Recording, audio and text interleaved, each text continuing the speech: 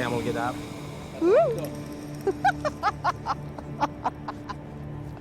This is brilliant. This is obviously an iconic image. Taking a camel ride by the pyramids, surely it encapsulates the spirit of Egypt. But such an image is completely misleading. Because there weren't any camels here when the pyramids were built 4,500 years ago. And that's the thing. Ancient Egypt is instantly recognisable, but all too often completely misunderstood. So, I'm gonna try and change that. Good luck. Shukran kazeelan. The Great Pyramid of Giza, final resting place of King Khufu. Over 140 metres from bottom to top. No wonder it still pulls in the crowds and the occasional Egyptologist.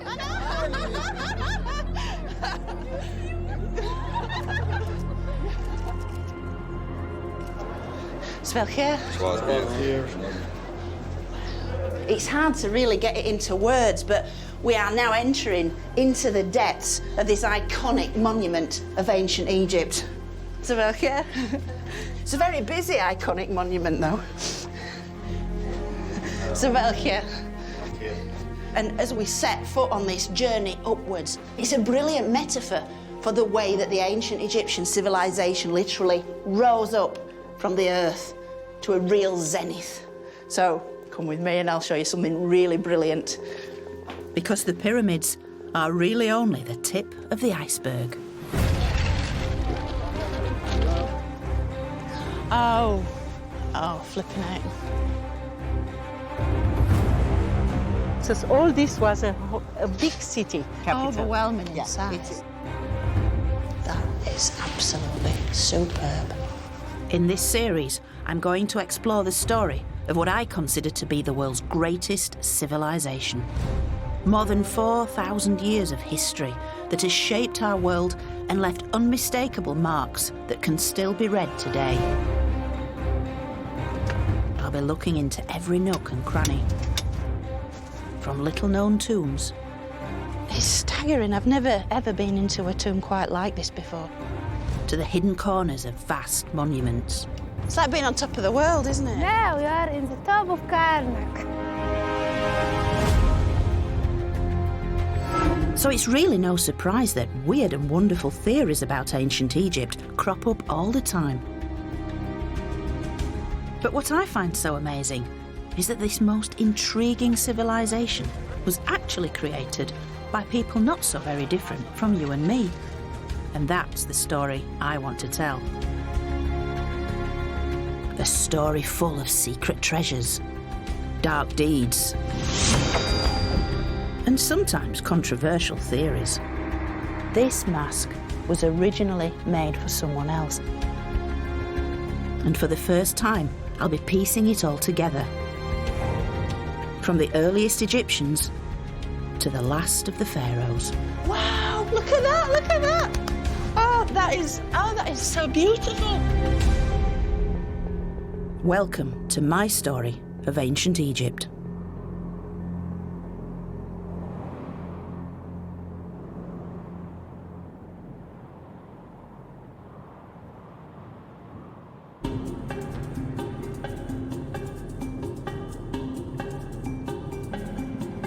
The big question is, how did ancient Egypt begin? Where did the first Egyptians and their extraordinary culture come from? This immortal civilization was thousands of years in the making, so to pull it all together is a daunting task.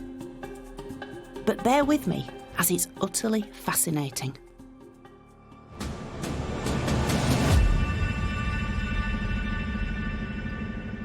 But we won't begin with massive monuments, but with some enigmatic clues you could easily miss.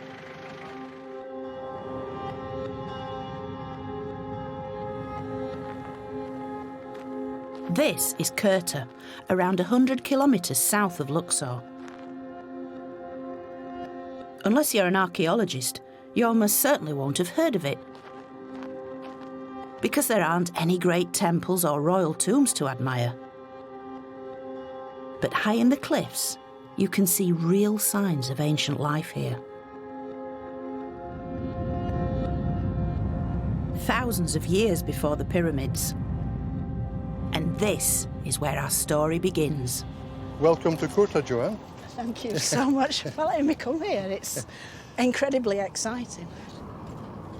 It's the first time you're here, I suppose. Yes. Nothing escapes the sharp eye of Dr. Dirk Huyger, and he's got something very special to show me. Not many people have been here before you because it's a quite recent discovery.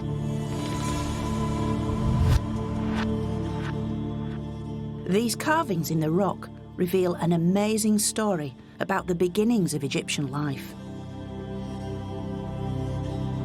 It's a 19,000-year-old picture gallery, complete with its own hippo. Back line, very short tail, hind legs, belly line, front legs, and the mouth is shown. Hippo is smiling, but then again, an hippo is always smiling. But another type of animal is by far the most common here. That's cattle. It's not just cattle, it is the mighty aurochs, the wild buffet, wild cattle.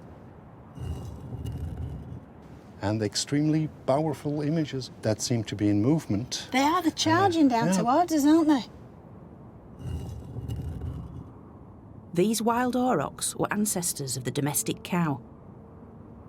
And nearly 20,000 years ago, beef was the main thing on the menu. About maybe 50% of their diet was composed of aurochs. So they were experts and masters in representing this animal.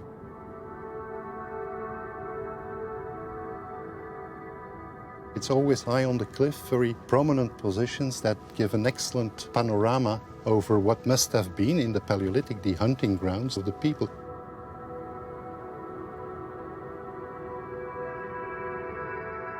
It's easy to picture these early hunters here as they tracked their prey. But the landscape would have looked very different from today, because back then, this was savanna grassland, a green and fertile region.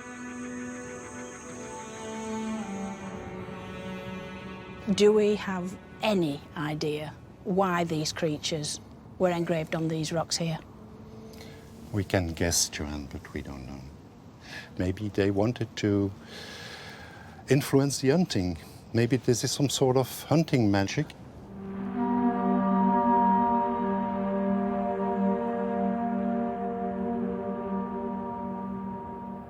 It really is magical to sit here and imagine Egypt's earliest nomadic people passing right through this spot and portraying on these very rocks the animals that they saw all around them. Human figures and boats joined the animals as the carvings became stranger and stranger. But these carvings are also the earliest glimpse of the amazing things to come.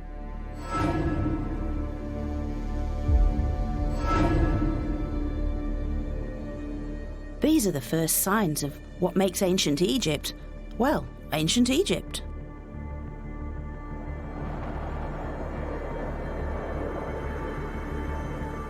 As for its ancient landscape, this evolved under dramatic circumstances. 10,000 years ago, gravity tilted the entire Earth off its axis by about half a degree, and this had a profound effect on climate. And as the world began to change, Egypt would never be the same again. Now, these early people were nomads, seasonally mobile pastoralists who moved around following the summer rains.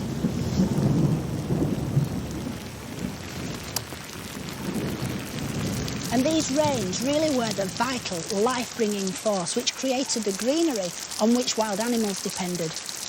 But of course, with climate change, these rains began to dry up. OK, you can cut the rain.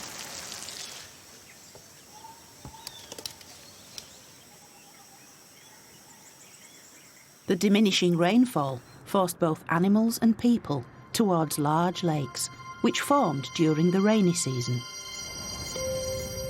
One such area is Nabta Playa, 100 kilometres southwest of Aswan. And here these nomadic hunters began to settle into communities. But still reliant on the annual summer rains, they needed to predict exactly when these would return. And so they turned to the night sky. Welcome to the beginning of time. Quite literally, because this is Egypt's oldest calendar. At around 7,000 years old, this stone circle from Nabta Playa is the earliest evidence of how Egyptian weather forecasters became astronomers. They aligned its central stones to the circumpolar stars, visible in the night sky all year round. When the sun appeared directly overhead, the stones cast no shadow. The midsummer rains were approaching. This meant that the animals would drink, the plants would grow, and the world would survive for another year. So in many ways, this circle represents the solution to the very real problem of survival. But the Egyptians would take this a step further. I think the really great thing about these mini monumental markers is that this is the earliest example we have of the way in which the Egyptians are aligning their monuments to various things, to the sky, to the cardinal points. And from now on, every tomb, every temple, every monument will be aligned to the heavens, to the very gods themselves.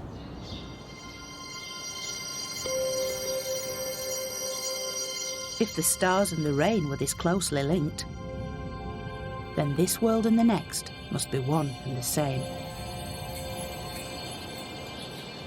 Now this has been described as Egypt's earliest sculpted stone monument and dates from around 5000 BC. This chunk of sandstone was quarried over a mile away from where it was eventually discovered. This certainly suggests a kind of sense of community where people were already working together to achieve a desired aim. In this case, the stone was hauled into place, and then there are clear signs that it's been sculpted into a specific shape. Now you might have to go with me on this, but some believe that this is in fact a cow, with its large hindquarters and this sculpted head. Now the cow was a vital part of everyday life for these people. It was a source of meat, of milk and of blood, key sources of protein they needed to keep them healthy. And yet so important was the cow, they chose to take it through into the afterlife with them, to sustain them on a spiritual level.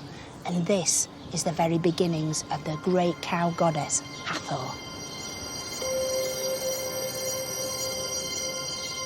Hathor may have started off as a source of milk and meat, but eventually she would be loved and idolised by millions of Egyptians, since she represented love, joy, beauty and motherhood.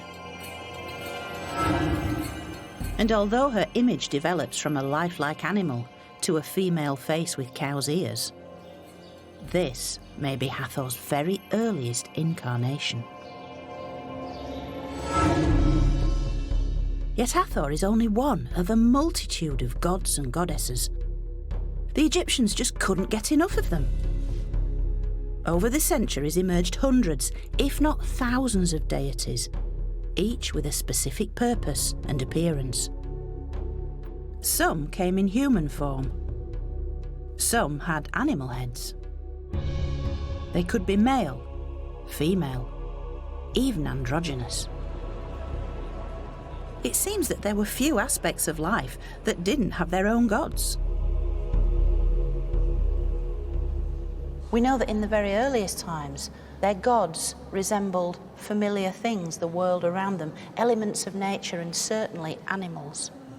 And over time, the animals, their forms, their shapes, their characteristics were distilled down into this sort of divine figure, each one worshipped for a different quality. In the case of the ram, they were worshipped for their procreative powers.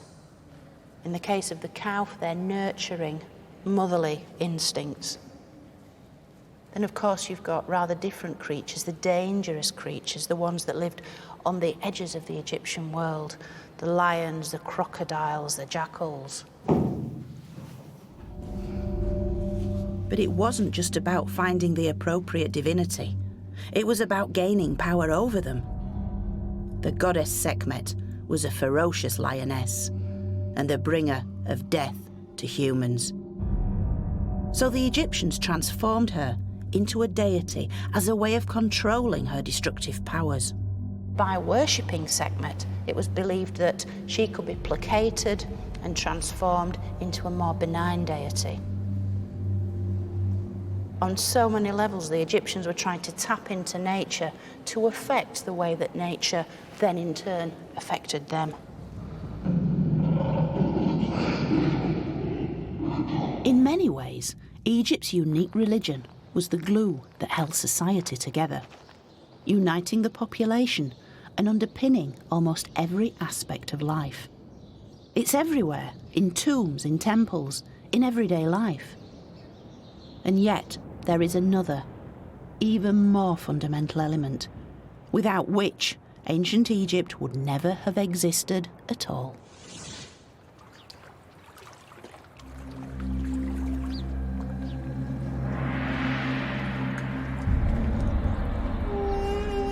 Later Greek historians famously observed that Egypt was the gift of the Nile. And how right they were, because as the climate continued to change, the desert lakes eventually dried up, leaving the Egyptians with just one source of water.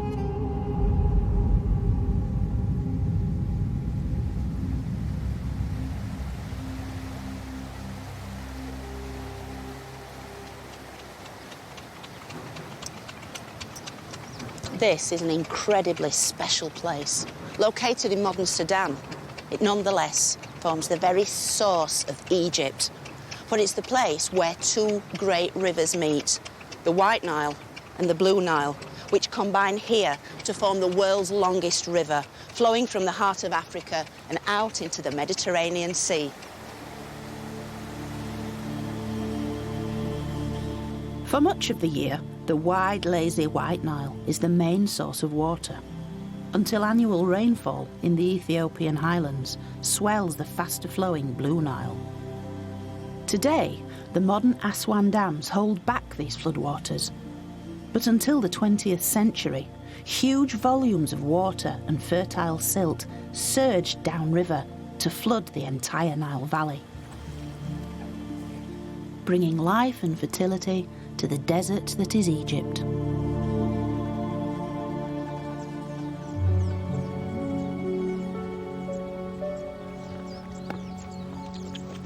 This annual Nile flood was the single most important event in the lives of every ancient Egyptian, for its life-giving waters brought the nutrients and minerals which enriched the soil all along its banks, and this allowed agriculture to flourish. Egypt is blessed with some of the most fertile land in the world, where farmers can grow everything from sweet corn and garlic to bananas, sugarcane and cotton.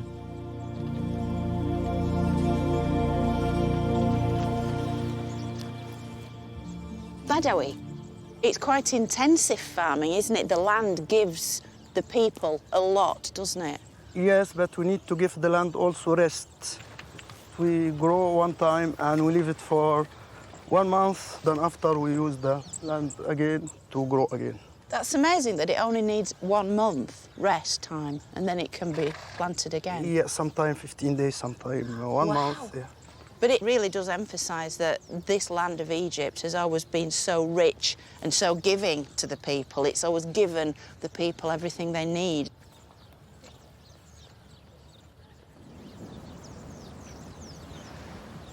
And it's the Nile that turned this desert land into a paradise.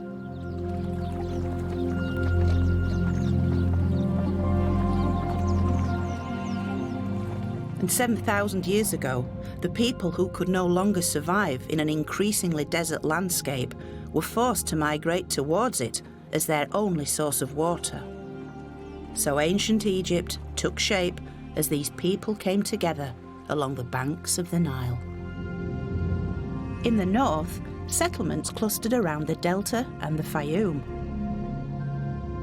and in the south, around the Kenner Bend.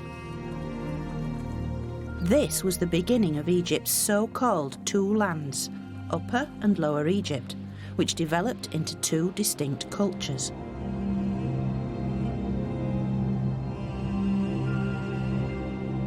But what they both had in common was the astonishing fertility replenished every year by the miracle of the Nile. El Kab, located to the south of the Kenner Bend, is one of Upper Egypt's earliest settlements. And while it may lack the wow factor of the pyramids, it's actually far more revealing to see traces of this amazing evolution. Because here we can see how a nomadic lifestyle was soon replaced by a settled social structure. And although it was a slow and gradual process, archaeologist Elizabeth Hart can identify each stage of this transformation. Sending ladders That's a into good small plan. pits. Yes. Wow, you do work in an enclosed space, don't you? But it's much cooler down here. It's lovely, actually. So down at this level, we have sterile soil where nobody lived. And then starting around 4200 BC, are layers of silt from the Nile flood, followed by wind-accumulated sand. And then another layer of silt, and then more sand. And here you can see it really well. A thin silt layer from the Nile coming up and flooding, and then the sand. And over here, we have a hearth feature. So this tells us that humans were actually living on these and coming into the Nile Valley and then moving back out. And we also found lots of potsherds and stone tools in these layers. You know, it might be a small space, but you've got people's real lives unfolding within it, haven't you? And we have thousands of years of it here. When we started, people were just moving into the Nile Valley. They were just starting to farm. And by the end here, we have pharaohs and a whole united Egypt. It's really impressive when you think about all the change that happened over this chunk of sand. Although we are still centuries away from the grand pharaonic monuments, you can still find traces of the lives these ancient people lived, if you look hard enough. For very little has survived, except for tons of pottery. Yeah, this one is, yeah. So it's 5,000 years old. So it's 5,000 years old. They're also tactile, these things, aren't they? These pots help us to identify when this early society began to produce a food surplus, a pivotal transition which required robust pottery for the storage of large-scale food and drink production. These bread moulds from slightly later are one of the most common finds. So you heat the mold, then the dough gets into it, and by the heat of the mold, the bread will be baked. But this comes in massive amounts. These are the beer jars. Ah, bread and beer. Bread and the beer. Egyptian staples. Oh, nice slice for a beer jar. This is the nuts and bolts of how Egyptian chronology all came together in the early days, isn't it? Yes. The pottery is especially fundamental to understand how people were living.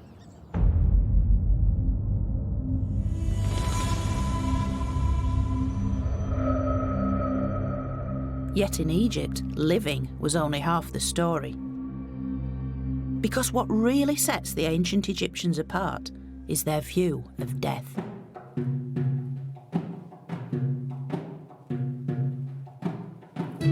To them, death wasn't the end of life, but a new beginning.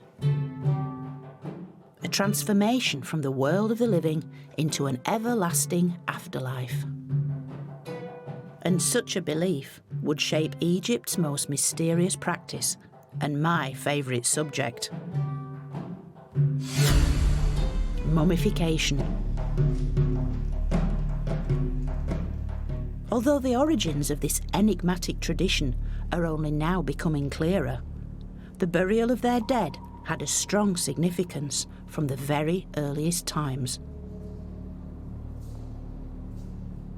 This is a typical burial from around 3400 BC. The body is curled into the fetal position, and here placed within a reconstructed pit grave, surrounded by the belongings he might have had in his earthly life, like pottery, jewellery, and a palette for preparing cosmetics. Everything that was important to him in life accompanied him into death. And I think that's quite significant because it shows that already 5,500 years ago, the Egyptians wanted to take it all with them. They clearly believed that something happened beyond death. Death was simply a transition into another state of existence when you continued to live, and it was assumed you would need everything you'd needed in your life on Earth. His body was naturally mummified in the hot desert sand, but its placement here may not have been accidental. Because even when dead, the body had to be preserved in order to house the soul for eternity. A skeleton simply wasn't good enough. Skeletons, bones, they are very, very anonymous. And yet, when the soft tissue, the skin, the hair is all present, we are ourselves. And that's exactly what this individual represents. Being face to face with one of the very earliest Egyptians gives us insight into the development of their ideas about the afterlife. It started off as a practical thing, burying the dead in a relatively small space, bundled up, and then it developed these layers of kind of like the symbolism, the fetal position, this idea in rebirth into the next world. It's almost like the seed from which the Egyptian funerary belief system evolved. This is the very beginning of a process which would be repeated a millionfold throughout Egyptian history. It's this combination of the esoteric underpinned by the practical, which really does sum up the Egyptians in a nutshell. From the very beginning, the Egyptians were masters of making sense of their world, no matter how complex and mystifying it might seem to us. And this same ability to bring order is also found in the way they structured their early society, adopting levels of bureaucracy that border on the obsessive. In the ancient city of Abydos, the site of Egypt's first royal burial ground, archaeologists found the origins of a system that we still have to put up with today. It's most fitting that this city of death was the find spot of the earliest means of calculating that other great certainty, taxes.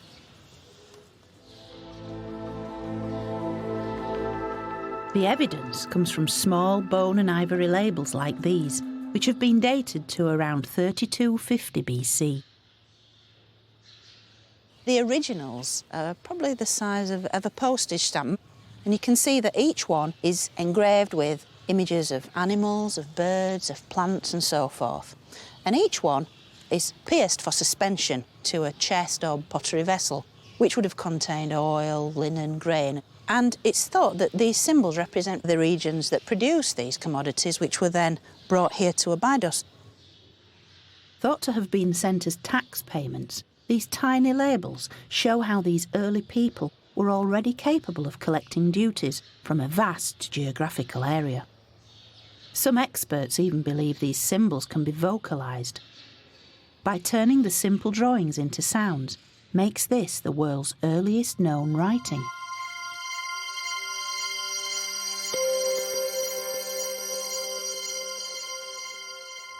Now, isn't it interesting that the world's earliest writing wasn't developed to express some great outpouring of emotion or express grand passion? It was simply a means of calculating taxes. These symbols soon became a sophisticated writing system of elegant signs we call hieroglyphs, which means sacred carvings. And these signs represented every aspect of the Egyptian world, which were only translated in 1822 with the discovery of the Rosetta Stone.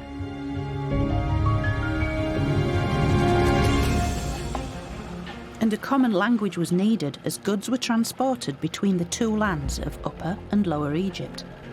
The people of Lower Egypt had also developed trade links with the rest of the ancient world. But as more warlike regions began to emerge in Upper Egypt, it soon became clear that the Nile had spawned two very different and distinctive cultures. And in many ways, the only thing they really had in common was this great river.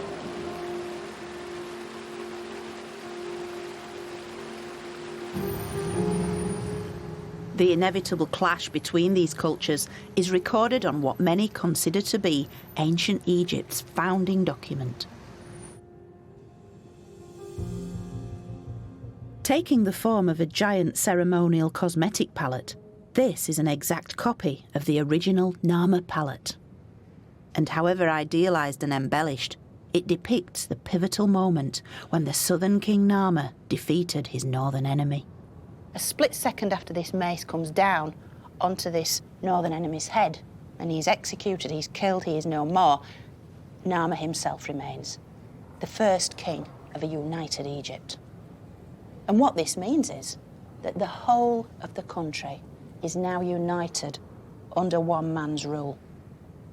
He is setting himself up quite literally as the god king, as the one central figure at the very pinnacle of the pyramid that forms Egyptian society. And from him, everything else flows. Egypt is now the world's first nation state.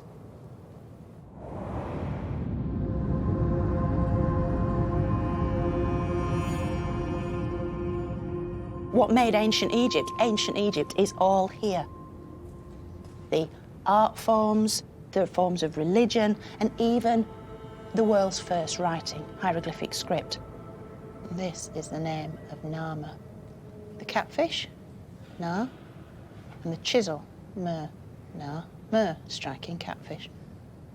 As the first king of Egypt, Narmer is protected by the cow goddess Hathor, stands beside Horus, the falcon god of kingship, and is dressed in all the same paraphernalia as every king who succeeds him. He has the tie-on false beard to emphasise his virility and his strength. And this is matched, of course, by the tie-on bull's tail. It's a wonderful feature. This idea you could just tie a little tail onto the back of the belt and then take into yourself the power of a bull. This palette is Egypt's earliest historical document. It's the blueprint of how every future pharaoh will be portrayed in the company of the gods.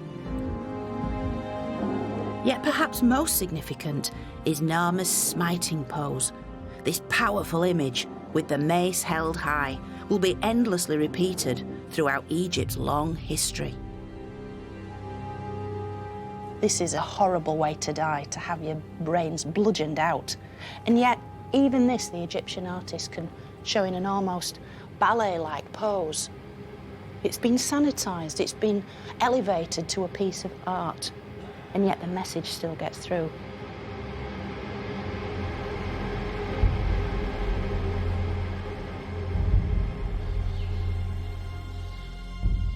For the next 3,000 years, every one of Egypt's subsequent rulers would try and link themselves to Egypt's first pharaoh.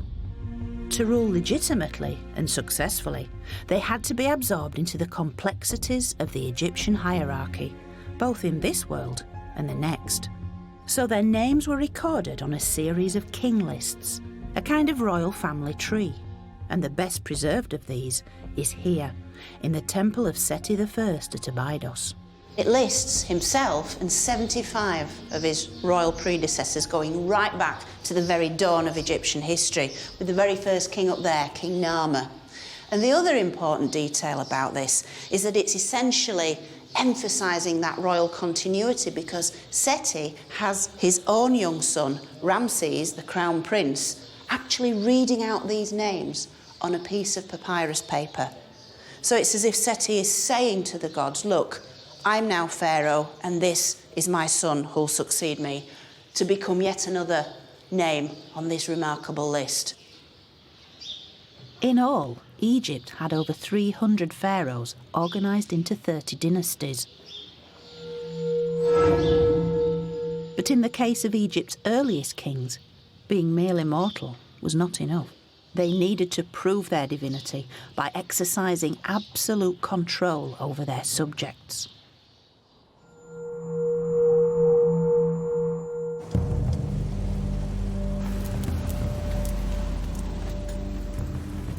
And the evidence for this was found in the desolate desert surrounding the ancient city of Abydos.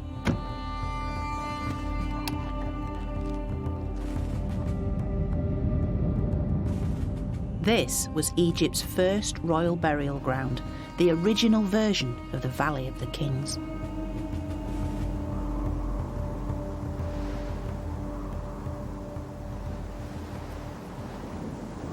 Now, being here, you get a real sense of the importance of this place for the ancient Egyptians. For as the wind funnels down this valley and swirls around the sand, if you listen very carefully, you can hear a whispering sound.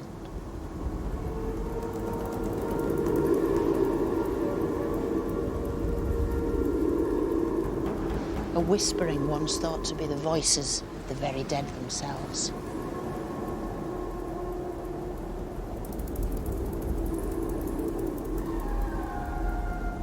And here, Egypt's earliest kings were laid to rest within huge subterranean burial chambers. Like this, the location of the final resting place of Egypt's third pharaoh, King Jer, one of the largest and most complex tombs of the first dynasty. And although it's been recovered in sand, it clearly demonstrates the power that Jer still wielded, even in death. Jer himself was buried here in the central chamber, but all around are 318 subsidiary graves of his courtiers. Not only that, a little way beyond, many others were also buried. In total, 587 individuals accompanied this man into the next world. Which is incredible enough, but there is evidence of a more sinister twist. The fact that this tomb was all sealed over at the same time suggests these people may have been victims of ritual sacrifice, perhaps even ritual stabbing, as portrayed in art of the time. And certainly that power over life and death would give any king a godlike status.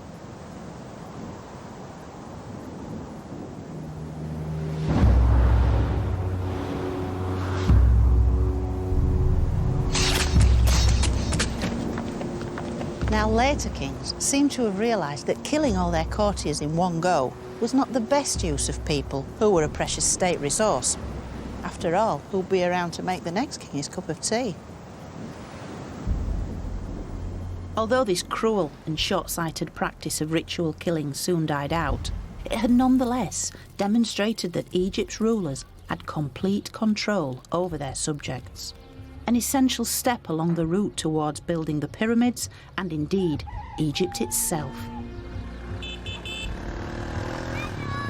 Welcome. Yet the Egyptian people were not slaves.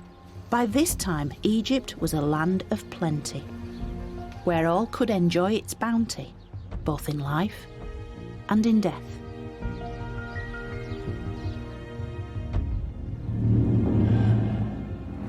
This is the later tomb of an official called Iru-Kartar. And here he is, greeting us. He's coming to the door of his own tomb, emerging from the walls, captured in all his splendour with his finery on, his jewelled belt and his white linen kilt. Even details down to his little sort of pencil moustache. Looks a little bit like Clark Gable, to be honest. The scenes in his colourful tomb depict a refined life that's a world away from Egypt's earliest farmers. We have Iru-Kartar seated in front of a table of food offerings. There's fruit, vegetables, wine and so forth. The bearers are coming forward with offerings to sustain his soul.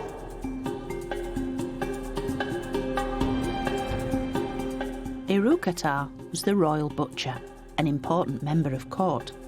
And with royal courtiers no longer sacrificed for burial with their king, they could now make their own elaborate preparations for the afterlife. There are a couple of scenes up here of the household servants making the beds of Uruk-Khatar and his family. They're stretching out the linen sheets.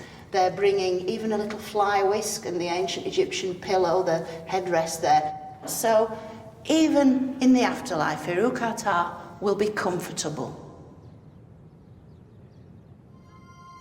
Uruk-Khatar's tomb is in Saqqara, a sprawling city of the dead for Egypt's first capital, Memphis. Yet Saqqara wasn't just the burial site of courtiers, but of kings, and the site of a revolution in royal tomb building. And whereas previously the dead had tended to be buried away in the desert, hidden away almost, here at Saqqara, high on the desert escarpment, the dead were literally placed on display. Up to this point, the Egyptians had tended to build their tombs and temples, like their houses, from organic materials. From the mud brick, wood and reeds, which rarely survive. But in the third dynasty, the great innovator, King Djoser, built his legacy in something far more permanent. For he built in stone, which could potentially last forever. Djoser built this huge stone wall to surround his tomb complex, although his architects and workmen still drew their inspiration from the natural world. You can see that the masons are just trying to get their head around how to actually work with this stuff, what forms to put it in. So we have Egypt's first hyper-style hall of columns, sure, but it's taking the form of reeds bound together to make the kind of columns that would have been in Djoser's palace down by the Nile. But this, of course, is a house for death. This is a palace of eternity and must be built in something as solid as stone.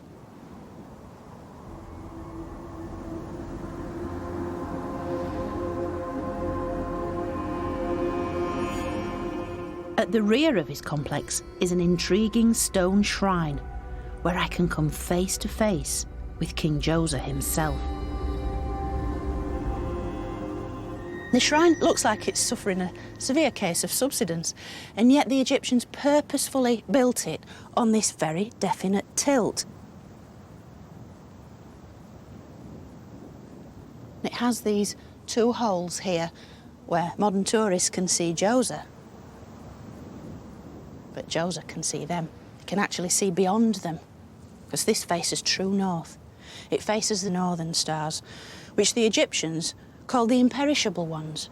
And so at death, Djoser's soul could rise up and merge with these stars, so he too would be imperishable, and he too would never die.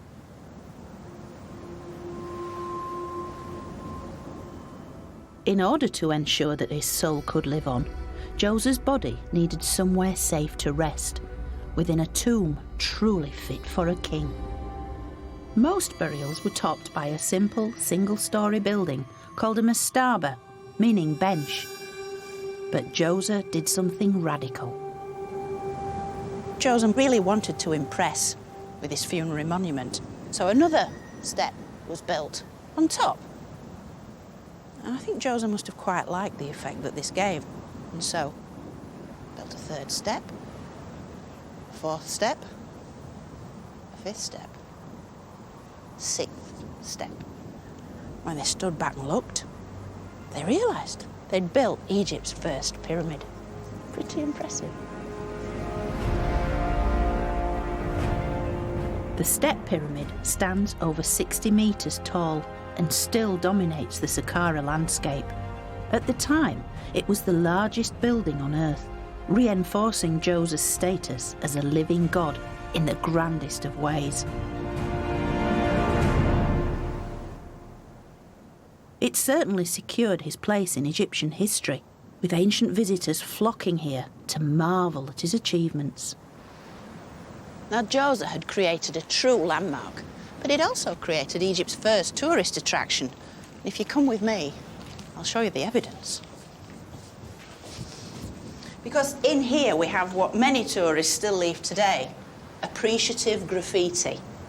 And this is the original handwriting of a couple of ancient visitors from around 1300 BC who were so impressed by what they saw.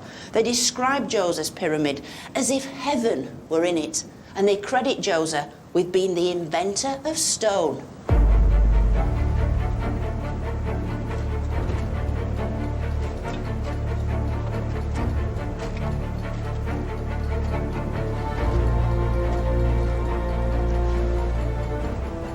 But why did Djoser build this? Was it just an ego trip or an exercise in personal vanity? Or was it designed to show the world just how far Egypt had come? Because in only a few centuries, these disparate people had come together to create the world's first nation state.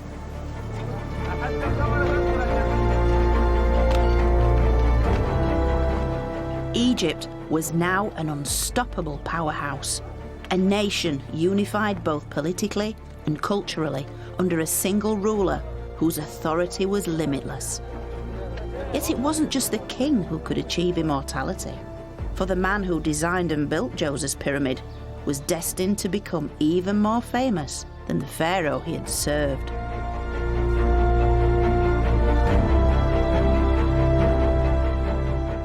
This statue base once held a full-sized figure of King Djoser, but carved into its base is also the name of his architect. And here we can see it with this reed, the owl, and then the little mat with a little bread loaf on, which reads Imhotep. And here he is, the man himself.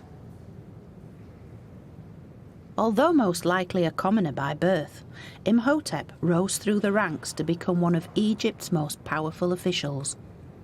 He was made the royal chancellor, the prime minister. He was even made high priest of the sun god. He was the ultimate local boy made good, because he then gained a reputation as an academic, as a great healer, and he was famous the length and breadth of Egypt. He was ultimately worshipped as a god.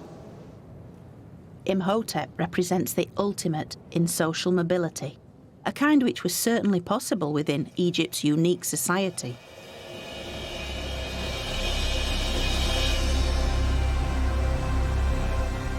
This was a society in which ideas were often taken to extremes, with 1.5 million people united by an absolute belief in the power of their king and in the certainty of the afterlife. Egypt enters its most ambitious era so far, the Pyramid Age.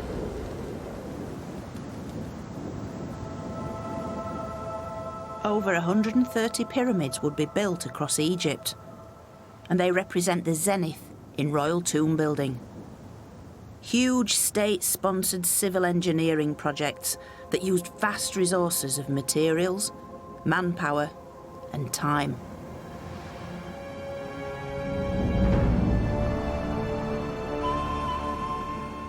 The largest of all, the Great Pyramid of King Khufu, which took over 20 years to build.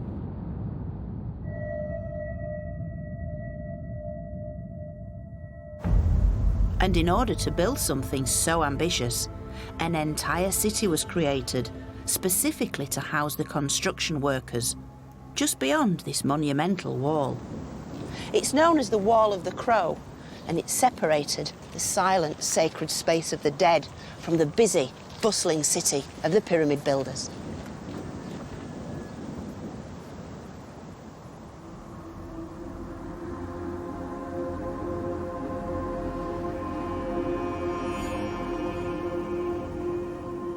This 5-hectare site once housed workshops, bakeries, a tool-making facility and a fish processing area. For this was an integrated, self-sufficient community of over 8,000 people who even had their own medical care.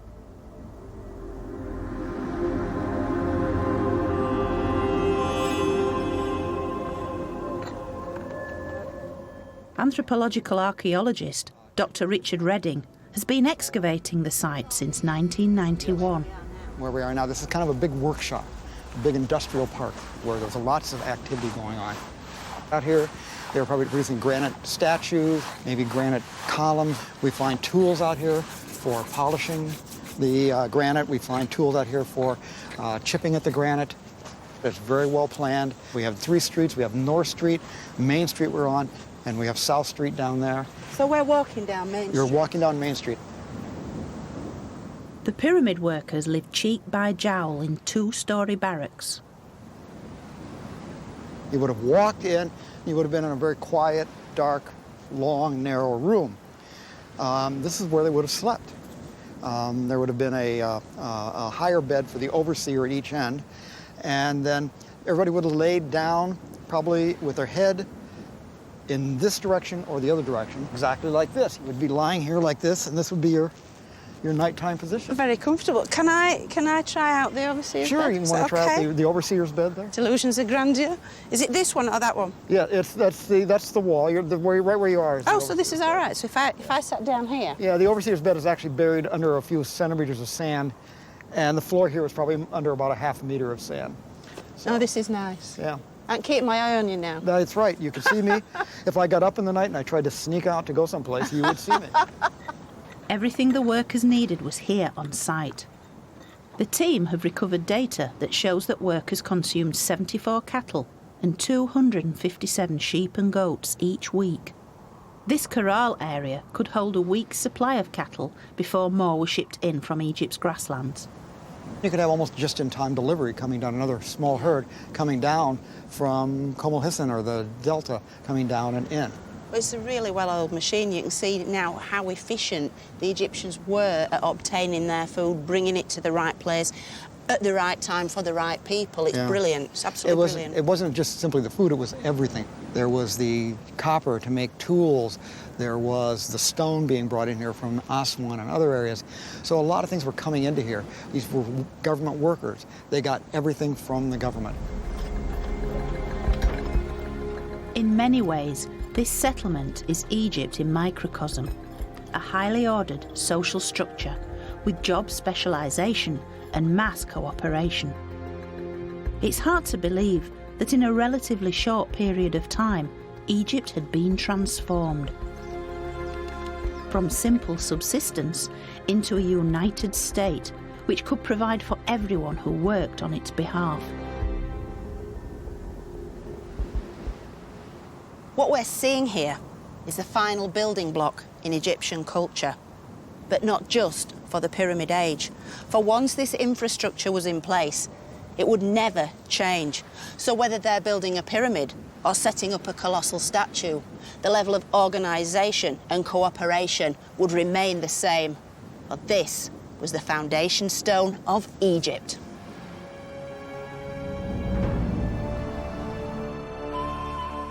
The pyramids are eternal testament to just how powerful Egypt had now become. And in many ways they are Egypt at this time, dominating everything around them on a gigantic scale.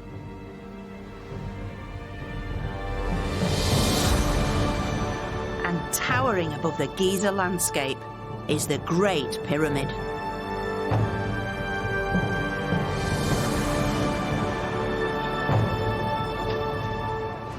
It took around 20,000 people to set in place the 2.3 million blocks of limestone. It remained the tallest structure anywhere in the world for 3,800 years, until the building of Lincoln Cathedral spire in 1300 AD. It's a phenomenal achievement for any civilization at any time. But for me, its exterior can't compare to the sense of wonder once you venture inside. The roof of the Grand Gallery passageway is built of multiple layers of enormous limestone slabs, rising over 8 metres high. Massive, massive blocks of masonry built on a godlike scale. That's surely what Khufu wanted. I sincerely hope Khufu's eternal resting place was rather less congested than it is today. But it still gives a real atmosphere of the busyness that must have been here on a daily basis. These guys were hauling massive, massive blocks, hundreds of feet up, literally into the air. These guys were magicians. Just look how brilliantly these courses have been laid. These are perfect. I defy any modern architect to be able to replicate this using the tools that the ancients had at their disposal.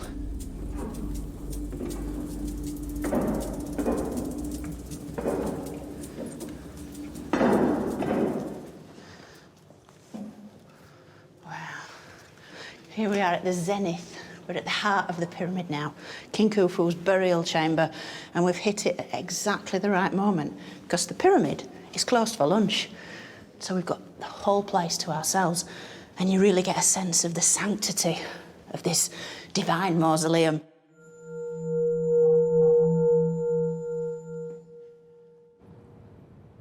The walls and roof of the burial chamber are lined entirely in granite, and it was within here that the body of the great King Khufu was sealed, ready for his final journey into the afterlife. We're at the heart of the pyramid in terms of its architecture, but we're literally in the heart of ancient Egypt. I feel like I should be speaking in a whisper because the acoustics are so extraordinary.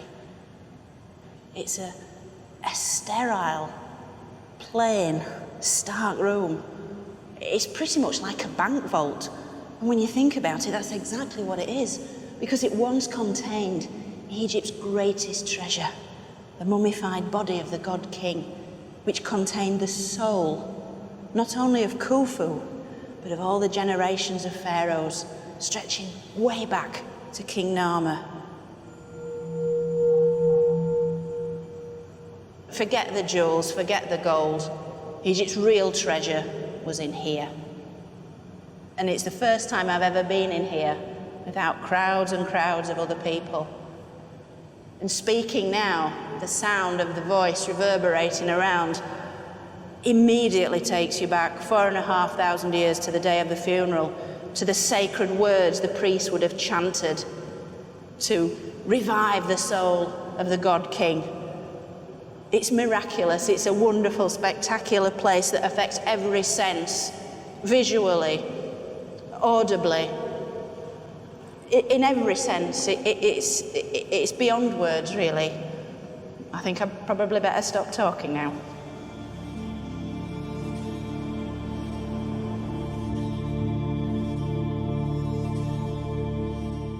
So now all the elements that made up ancient Egypt were in place. A well-fed, highly organised population that unswervingly followed their god king, and all of whom shared this fervent belief in an afterlife. Life in Egypt was good.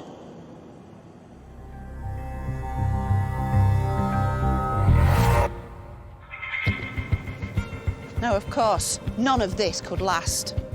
Economic disaster and famine plunged Egypt into chaos. This is ancient Egypt beginning to suffer.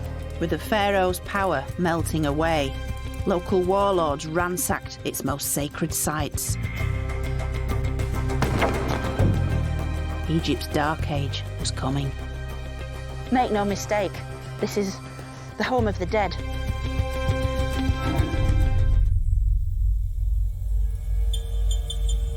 With its mighty pharaohs, multiple gods, and magnificent art, it's easy to think that ancient Egypt was always powerful and successful. But there were also darker times: conflict, civil war, famine, and an overall feeling of catastrophe. And the only way it could survive was through its own resilience and the strongest of leadership. Now this is Sesostris III, who ruled Egypt almost 4,000 years ago. He's strong and he's muscular, everything a pharaoh should be. And yet look at his face. His scowling features have been interpreted to suggest his harsh rule, and his large ears, his ability to hear any plots against him. Sesostris embodies the way Egypt's monarchs ruled during its turbulent times. This king controlled his enemies through a series of military fortresses and through magical curses. But this is a new era in Egypt's history, not only ruled by military power, but by fear and suspicion. And Egypt's darkest times threatened to destroy its entire civilization.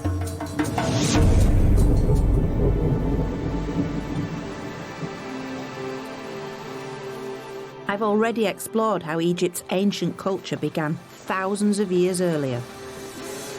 Blessed by the River Nile and a rich natural environment, and a society united by a complex ideology.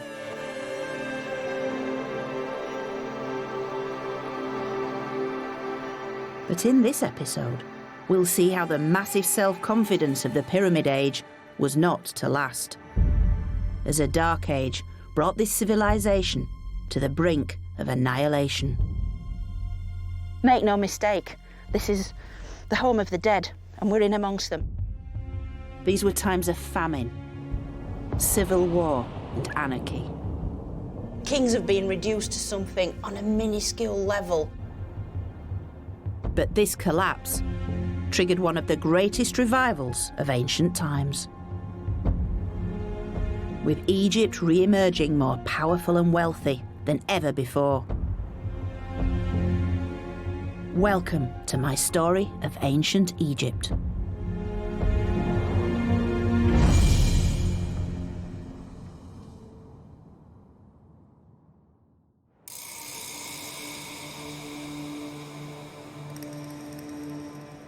Saqqara, where Egypt's great Pyramid Age began. But among its glories, there's also evidence of a far less well-known side to Egypt's story.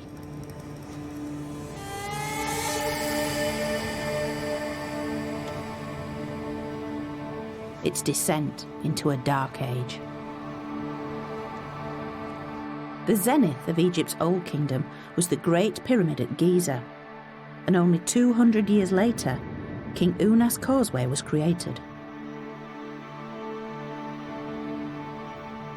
It might not look much today, but it's the highlight of Unas Pyramid Complex, a 750-metre-long causeway which symbolically connected life and death.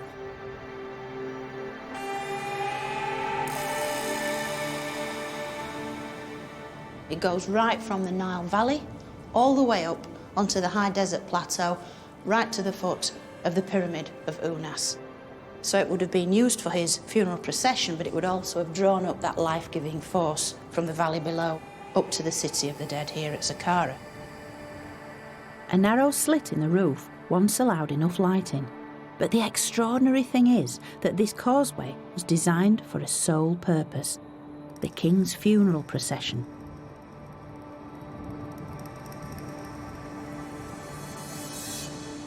Carved upon its walls are scenes revealing both sides of life, the forces of order and of chaos. It first portrays an idealised version of Egypt, a time of plenty.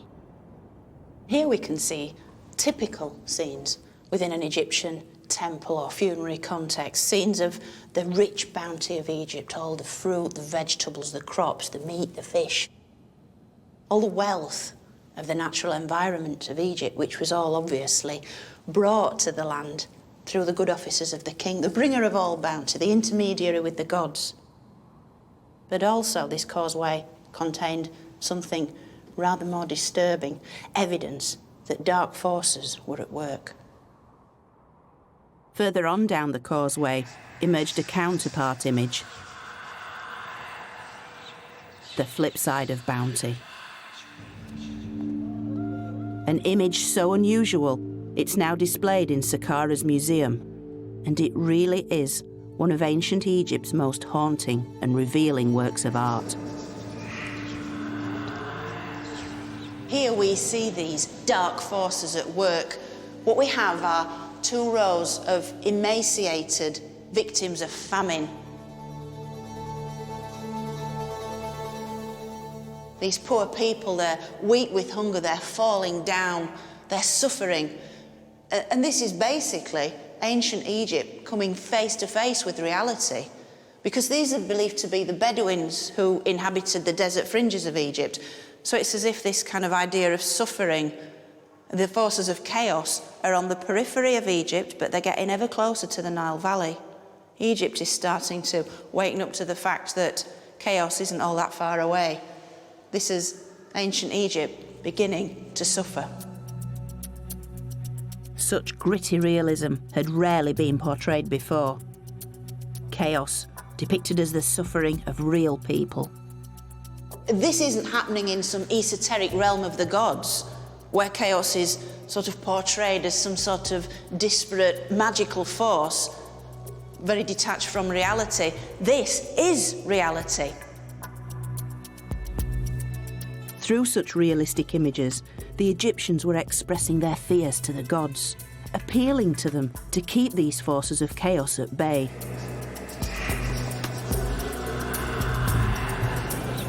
But instead, the starving famine victims would turn out to be a chilling omen.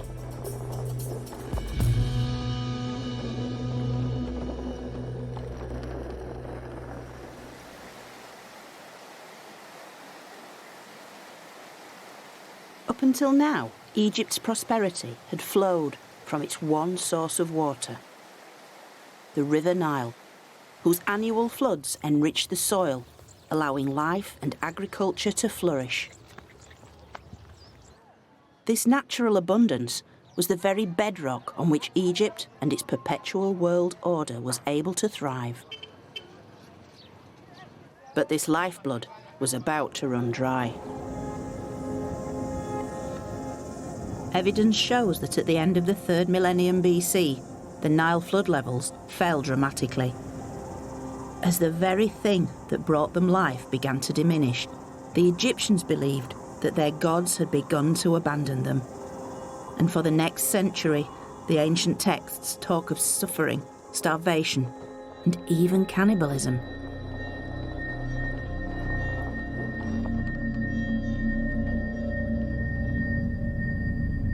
Traditionally, Egyptian society had been built on the belief in the divine power of its kings.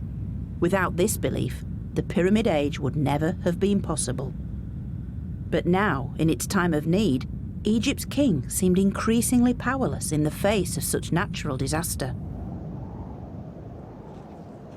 And this would come to a head with a ruler who was well past his prime. Claimed to have lived for 100 years, he was Egypt's longest-lived monarch, King Pepi II.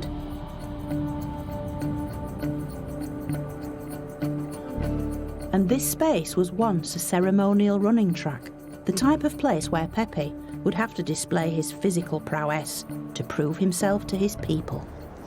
Now, when any pharaoh had celebrated 30 years' reign, they had to perform the Jubilee ceremonies, and this involved running the ceremonial Jubilee race, 4 times round this circuit as King of the North, 4 times round the circuit as King of the South. It was the ultimate public display of their fitness to rule and their strength. It really showed who was in charge of Egypt. But that's where Pepi's advancing age would eventually let him down. Of course, when Pharaoh was relatively young and fit, this would have been a great celebration. But in the case of poor Pepi, then in his 90s, it became all too clear that Pharaoh was no living god, and this really undermined the whole concept of what it was to be a pharaoh. Clearly as mortal as his subjects, any natural disaster must have seemed the fault of this less than superhuman king. And this combination of a weakening pharaoh and failing harvests led to rapid decline. Ancient Egypt now faced its first major political crisis. For the power and apparent divinity of the pharaoh that had been so very important in the Pyramid Age had now vanished. Everything that bound Egyptian society together had begun to fall away, and Egypt was plunged into a dark age.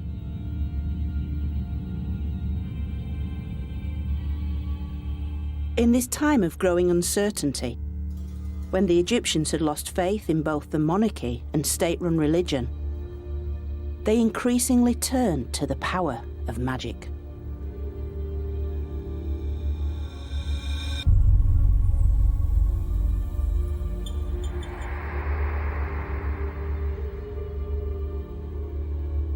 This is a rather unsettling thing. It's an ancient Egyptian mask. It's almost 4,000 years old, and it's made of linen, covered in a thin layer of plaster, and then painted predominantly black with colours picked out on various features. Of course, the Egyptians are well known for making elaborate arrangements for their afterlife. The death mask, placed over the mummified body, recreated the features of the dead to make them recognisable to the gods. But this mask is different. It was made to be worn by the living. And we know this because of the very distinctive eye holes, which you can see there. And this would allow the wearer to see around them. You can imagine when this was applied to the face, fastened on, tied on behind the head, it would transform that individual into a completely different entity. Traces of paint on the linen reveal how it might have helped the wearer embody some form of magical being. Whoever wore this was going to some effort to transform their appearance, to try and tap into the hidden forces of the gods and to control the world in which they lived. It's as if the Egyptian individual that wore this was trying to take charge of their own destiny.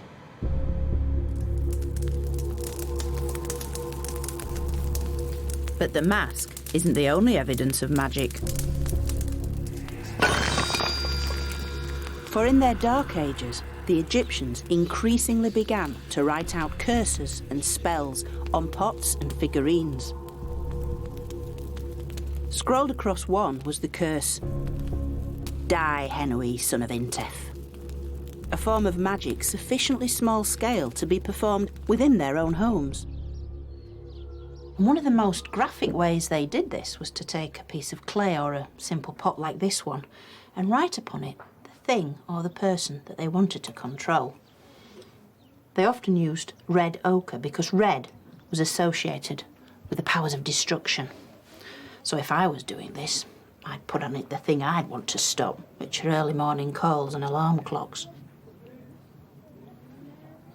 So you've got to imagine Egyptians from all walks of life doing this. The priest wanting to protect the pharaoh, the soldier in battle against an enemy, or simply a hated love rival. So all sorts of Egyptians could be on the receiving end of something like this. And then, to activate the curse, they smashed the pot.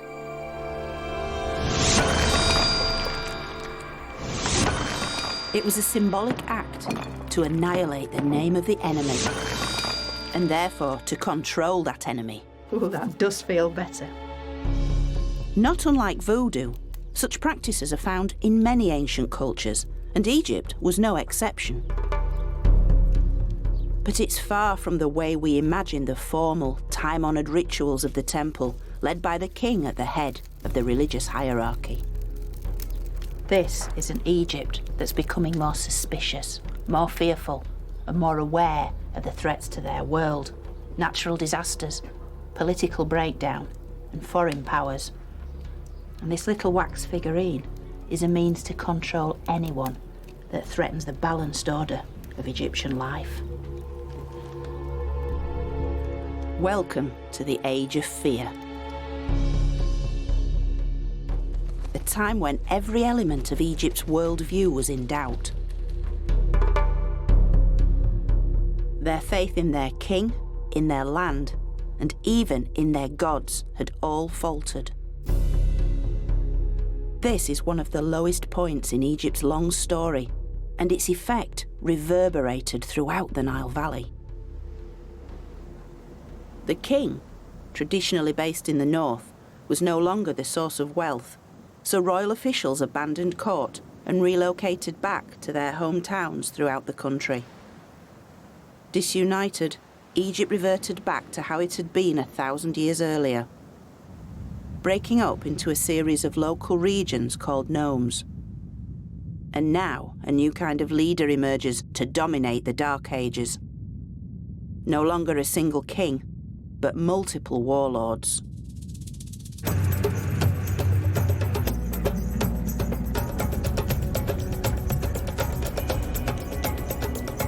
And we know much about one of them because he left his detailed autobiography in his rock-cut tomb at Moala, well away from the usual tourist sites.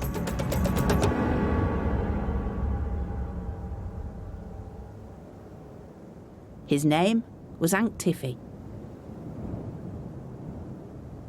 Now, Ankh-Tifi is a small-time official who's worked his way up through the ranks to become the regional governor, or nomarch as it's known.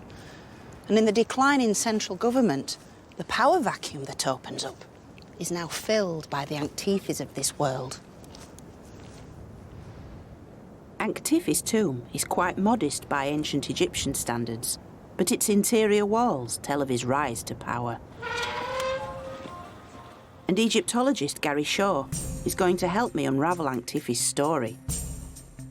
You can see the man himself. Ah, the great man. The great man carved, standing there.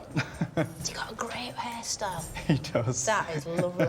I'm liking him already. Yeah, the man himself. He has a great tomb as well. The hieroglyphs and images that fill the walls reveal how Ankh-Tifi exploited the power vacuum at the end of the Pyramid Age, reducing the king to nothing more than a footnote. The only time you see the name of a king in the entire tomb is right here.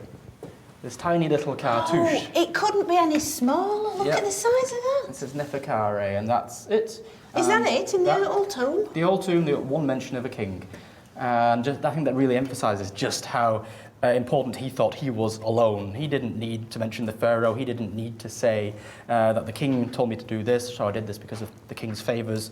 He just did it himself. That is extraordinary. I think that cartouche alone of everything in the tomb encapsulates this whole period. Kings have been reduced to something on a minuscule level, and the local rulers are shown on a huge scale, and it's all about them, isn't it?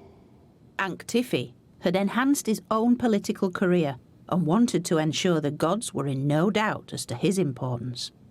So the elaborate language, once exclusive to the king, was now part of Ankh-Tifi's own boastful propaganda.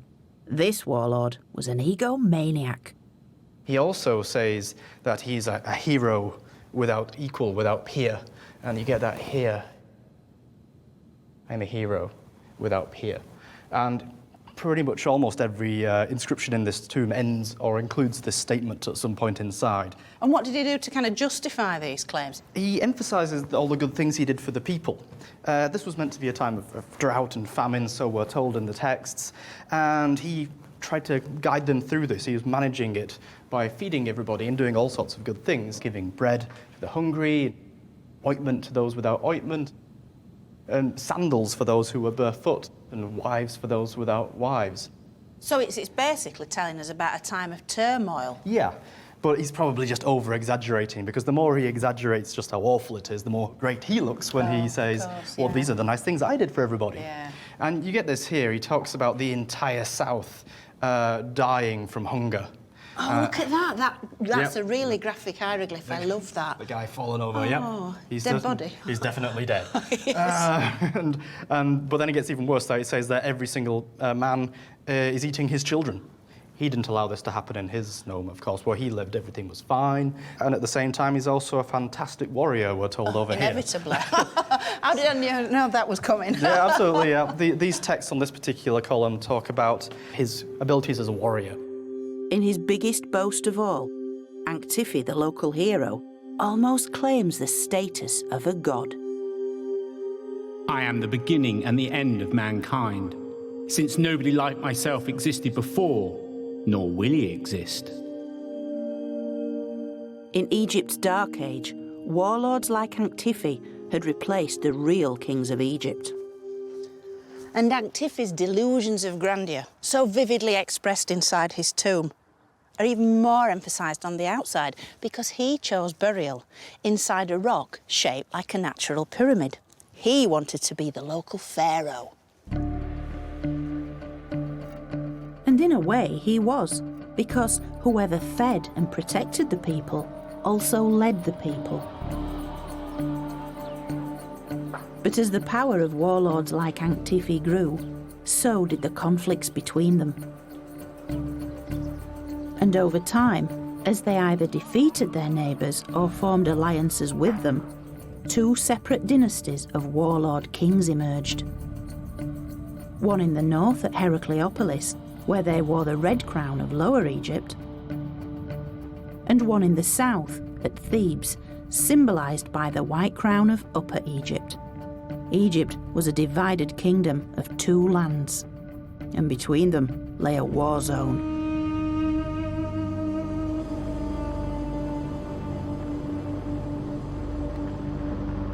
Situated at its centre lay Egypt's most sacred site, its earliest royal burial ground, and still today an evocative and atmospheric place. This was the resting place of Egypt's first kings, whose mummified bodies were buried in elaborate burial chambers beneath the desert floor. A safe place for their souls, or so they thought.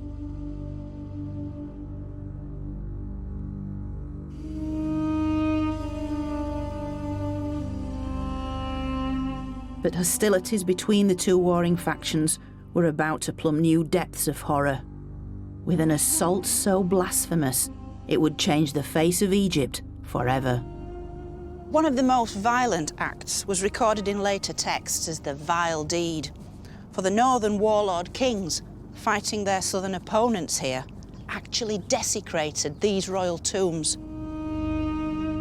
For their troops set fire to the tombs and destroyed the royal mummies.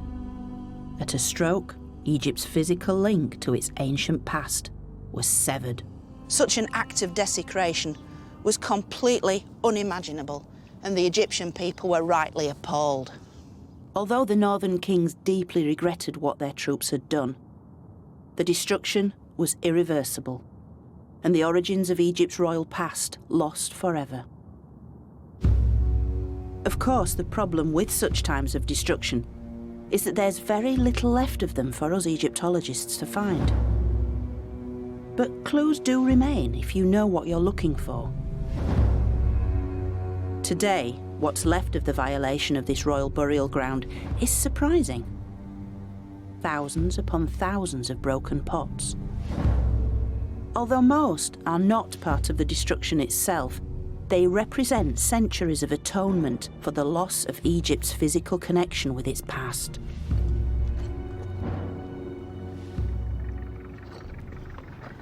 Now, not long after the desecration, this became a place of pilgrimage where people came with little pots like this one, filled with food, drink, incense, which they offered up to the souls of the dead kings once buried here. It was believed that at death these souls of the kings had joined with the soul of Osiris, god of the dead. And as this place became a site of pilgrimage, it's as if the people of Egypt were trying to make amends for the desecration of the past. Egypt's spiritual connection to its royal ancestors was all it had left after the northern warlords had destroyed their physical remains. And the desecration soon provoked violent retaliation. Directly across the desert from Abydos lay Thebes,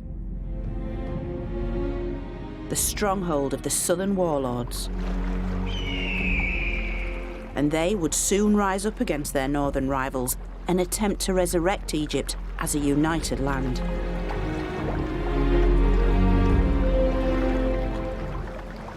Back in 2000 BC, Thebes was a one-donkey town, and yet its warlords had two distinct advantages over other leaders.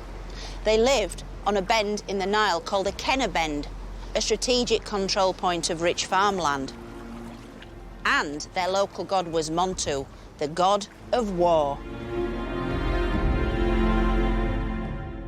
The warlords of Thebes would reunite Egypt, and one in particular came to the fore: His images were carved into the walls of his Theban tomb complex, and his name tells us much. This is the Theban warlord, Amenhotep. And there's a real clue as to what was happening at this part of Egyptian history, because his name, Amenhotep, means the local war god Montu is content, because Hotep simply means content and happy. So, if the war god was happy with Amenhotep, this means that he was a very powerful military figure. And this is a wonderful scene. There are a lot of little clues here to tell us what's going on. And if you look really closely, you can see hands embracing him, flanking him at his back, at his front, around his middle. He's been embraced by the gods, chief amongst whom is Montu himself. And there he is. He's nose to nose with the king. He's giving him the breath of life and infusing him with his own divine power. It was the power of victory, one that finally brought an end to Egypt's first dark age. Amenhotep really did live up to his name as a true son of the war god, because he took his armies north, he conquered the north, and he reunited Egypt. But best of all, he's got the red crown on. And this is the red crown of the north, because Amenhotep is declaring to the world, I might be a southerner, I might be from Thebes, I should be wearing the white crown, but look at me now, I have the red crown. I am the king of the north and the king of the south, and I have reunited Egypt. As Egypt's new king, he became Amenhotep II. But his victory came at a high price. The grim details of what his soldiers went through can be found on Thebes' west bank at Deir el-Bahri. It was inside one of the tombs here that the remains of Amenhotep's warriors were uncovered in 1923. Their bodies silent witnesses to Egypt's civil war of 4,000 years ago, which careful analysis revealed in fascinating detail. Now, the archaeologists found around 60 bodies in the tomb, and these are the original excavation photographs. All of them had been naturally preserved, naturally mummified in the hot, dry climate, so you've still got the skin and the hair. And crucially, evidence of how these men had fought and died. Some of these bodies had been pierced by arrows. This one goes right into the left side of the chest. Others had actually been buried with these leather wrist guards that archers use. 10 of the warriors had been killed with ebony-tipped arrows. But in others, the wounds are even more brutal. You can see here somebody's hit this man on the head with a real whack, and you can see this very, very graphic area of damage there. And after these series of furious blows have been rained down on these poor guys, they lay helpless on the field of battle, their bodies picked at by vultures. You can see here the dreadful damage. It's such a profound image. The bodies reveal evidence of the weapons used against them as they fought for control of Egypt. Arrows, slingshot, and even rocks had been hurled at the warriors from above. Eventually, their bodies were collected from the battlefield and carefully wrapped in linen. This linen bore the insignia of the Theban tomb complex, belonging to their leader Amenhotep. But just as significant as the bodies themselves was where Amenhotep chose to bury his fallen heroes. Today, the warrior's resting place is a little-known sealed tomb. But 4,000 years ago, Amenhotep honoured his dead soldiers with a burial amongst the graves of his highest officials, making them part of his monument to victory. The new king had created what could well be the world's first known war cemetery. Now, I'm lucky enough to have been given special permission to see Amenhotep's soldiers for the first time. These guys are going to be taking down the tomb wall for me, allowing me to actually meet the very people who fought in Egypt's civil war around 2000 BC. So I am very, very excited.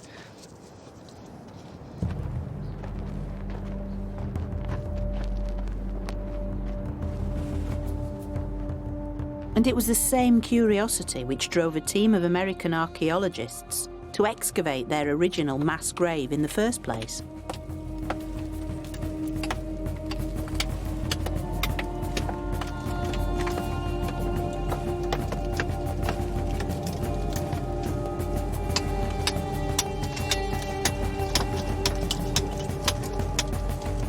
Now reburied in a neighbouring tomb, the bodies of Amenhotep's soldiers have rarely seen the light of day since their discovery over 90 years ago.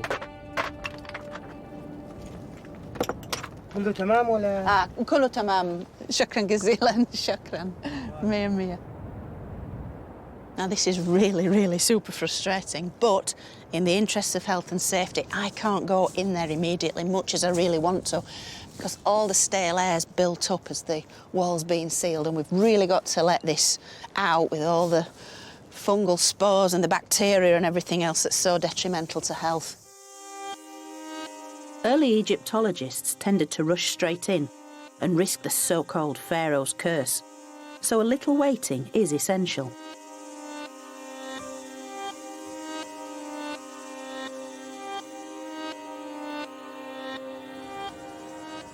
I can't believe we're actually going to enter this tomb now. It's one of those rare moments you get in a Egyptological career, into a tomb that's hardly ever visited. The wall had to come down, and who knows what we're going to find inside, because I certainly have never seen this before, so it's a very special moment.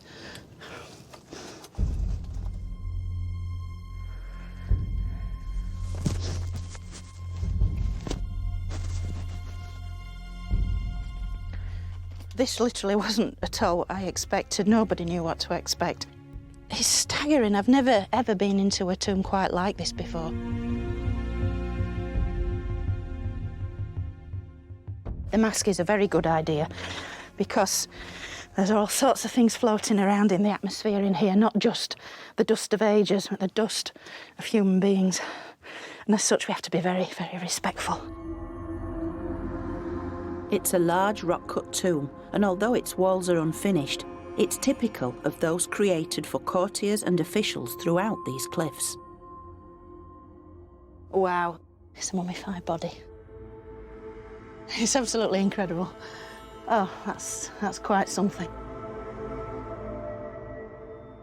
And if you look along the length of this very long tomb, look at the floor.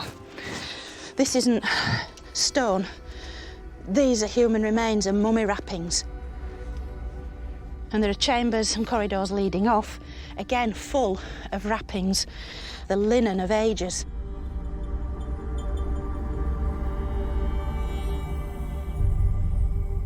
Some of it is claimed to be the very linen that bound the bodies of Amenhotep's warriors to help preserve them for eternity. But at first glance, it's hard to get a clear picture. For this particular tomb seems to have been reused many times during Egypt's long history. Part of a shoulder. You see the way the skin's folded and dried out. Partial human body, still with much of its soft tissue intact. It hits you immediately in the face, and you're confronted with what a tomb is all about. Make no mistake, this is the home of the dead, and we're in amongst them. It's a very emotive and powerful place to be. But what's striking is how little is left of their bodies. Like many other tombs up and down the Nile, they've been subjected to centuries of looting and damage. And amongst all these linen wrappings and debris and the human remains themselves are the tangible remains of these men who died so bravely in their efforts to reunify Egypt for Amenhotep, their leader.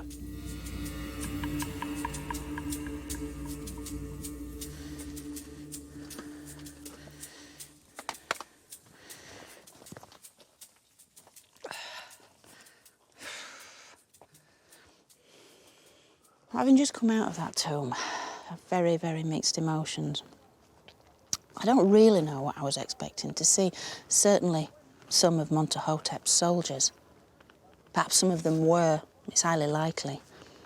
Essentially, What we're looking at are the ancient Egyptians themselves. These are the ancient Egyptians. Temples, tombs, pyramids, this wonderful culture.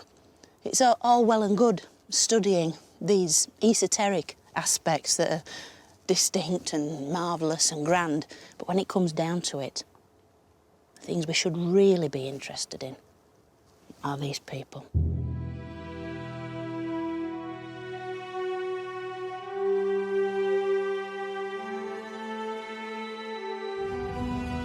Amenhotep's reunification of Egypt marked a new beginning, the dawn of what would become known as the Middle Kingdom.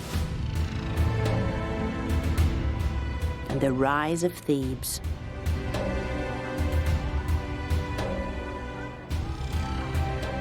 Amenhotep made it the new spiritual heart of Egypt. And it would stay that way for the next 2,000 years.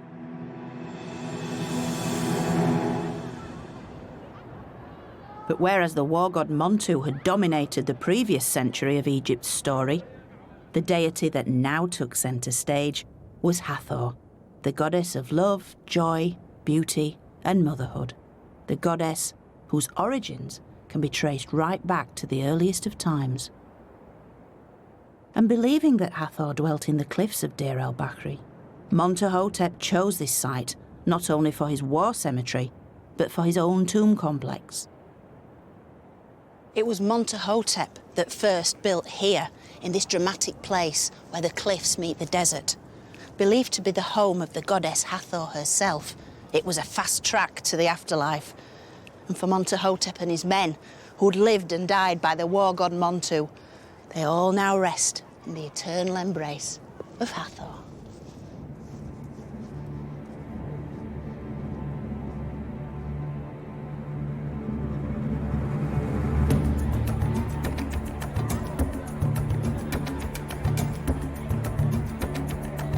The first to build at Deir el-Bahri was Amenhotep, the founder of a reunified Egypt. He was so influential that almost 600 years later, female pharaoh Hatshepsut built her own funerary temple right next door to tap into the religious and political power of her illustrious predecessor.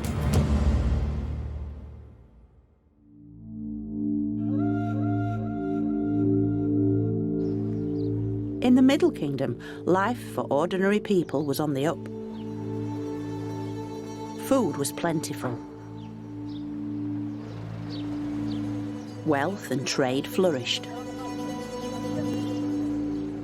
And farming was revitalised with new irrigation systems.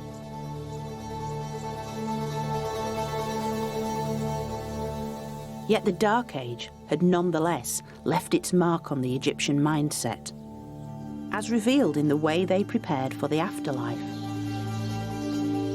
In the Old Kingdom, tomb walls were often covered in elaborate scenes and texts, replicating an idealised version of the Egyptian world. But in the Dark Ages, people had seen their sacred sites ripped apart. So instead of such tomb art, many in the Middle Kingdom opted for its cheaper equivalent, with something much smaller and much more intimate.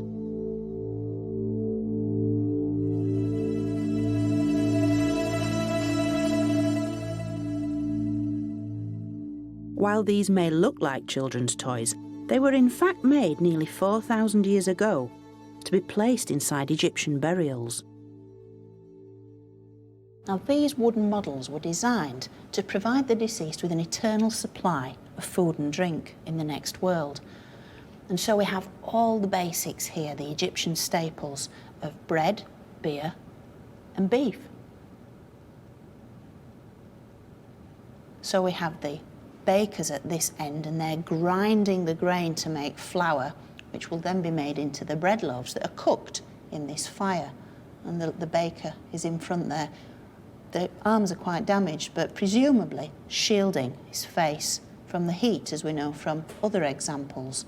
Move to the middle, and we have the butcher here, and he's cutting the throat of this ox and the legs are bound here to keep the animal in situ while the deed is done. And then we move on to the end, and we have the brewer. This is a fabulous, fabulous example because he's pushing the mash through a sieve, and the sieve's even being drawn on there, on the top. Actually, in proportion with the rest of it, this individual's ordered rather more beer than either bread or beef, because this section of the model is almost half its length. But you can see the vats of beer carefully laid on their side. It's a wonderfully evocative piece. These people have been working for 4,000 years, and they're still at it. Look at them. The key elements of Egyptian culture were back, and they look little different from times of plenty in the previous millennium. Look at this busy crew grappling with the sail, poles ready to launch the boat off the Nile's banks. And this granary silo. Inside, workers haul sacks of barley, while a scribe counts the crop.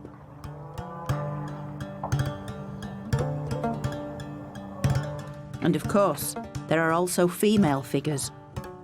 In Egypt, women enjoyed much the same status as men, unlike their sisters in many other parts of the ancient world. They're also producing one of the Egyptian staples, but linen, the cloth, which was used to make pretty much every Egyptian garment. When you see this standing woman here, she's spinning the thread with this spindle. And the thread that she's busy making, she'll then hand on to her two companions here, the weavers, and they're using this horizontal loom that's pegged to the ground to produce the bolts of cloth which will be fashioned into the wraparound dresses, the kilts, the loincloths, as worn by pretty much every ancient Egyptian man, woman and child. The lives depicted in these busy little scenes are the comfortable and the familiar, representing the Egyptian idea of security.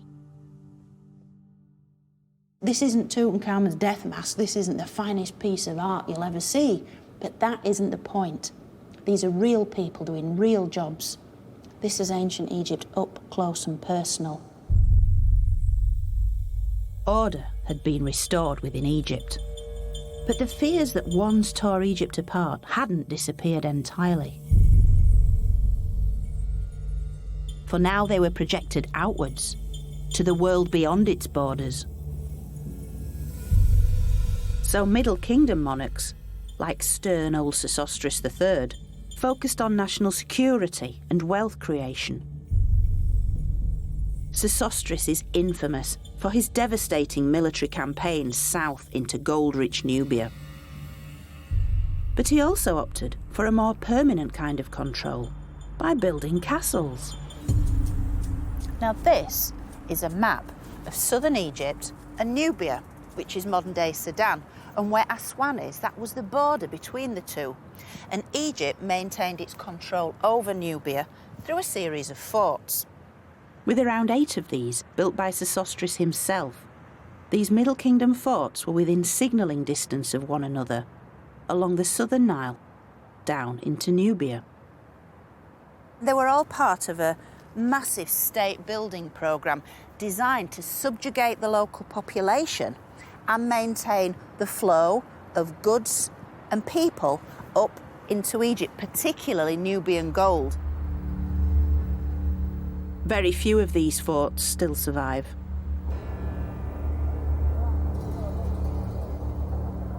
These are some of the last images ever recorded of the largest at Buhen. It was filmed in 1962 during its excavation. And after the creation of the Aswan Dam, these massive mud brick walls disappeared forever beneath the waters of the new Lake Nasser.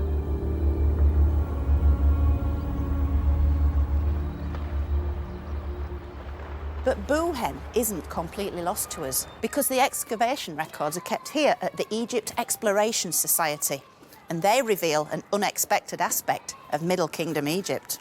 As well as photographs, they hold architectural plans of the fort drawn up during the excavations, giving a real insight into the immense scale of the Egyptian crackdown in Nubia. Hiya, Chris. Hi, Joe. How are you? I'm well, thank you. Good. Oh, this looks like an amazing photograph. Yeah. What does it actually show? Well, this is an aerial photograph, Joe. So what we can see here, along the bottom, this strip is actually the River Nile. And then right on the banks of the Nile, emerging from the sand here, we see this square outline of the massive fortification of the site of Buhen. But once the excavators began to uncover the full extent of what we could see, this is what they came across. That just looks like a medieval castle, doesn't it? Very rarely do you think ancient Egypt, oh, yeah, castles. And yet, here is the evidence in front of us. Absolutely. Designed to keep the enemy out, Buhen shares features with the castles of Europe, but all constructed 3,000 years earlier. Most astonishing of all is its sheer size. There's a little scale on this map, gives you an idea. This is roughly 100 metres. So just the Nile-facing wall here is well over 400 metres long. And if you think about the Great Pyramid of Khufu at Giza, that's 200 metres along the base. So we're talking about the length of two Great Pyramids along here. The total circumference of this wall is well over a mile. And the walls, these outer walls, are 11 metres high.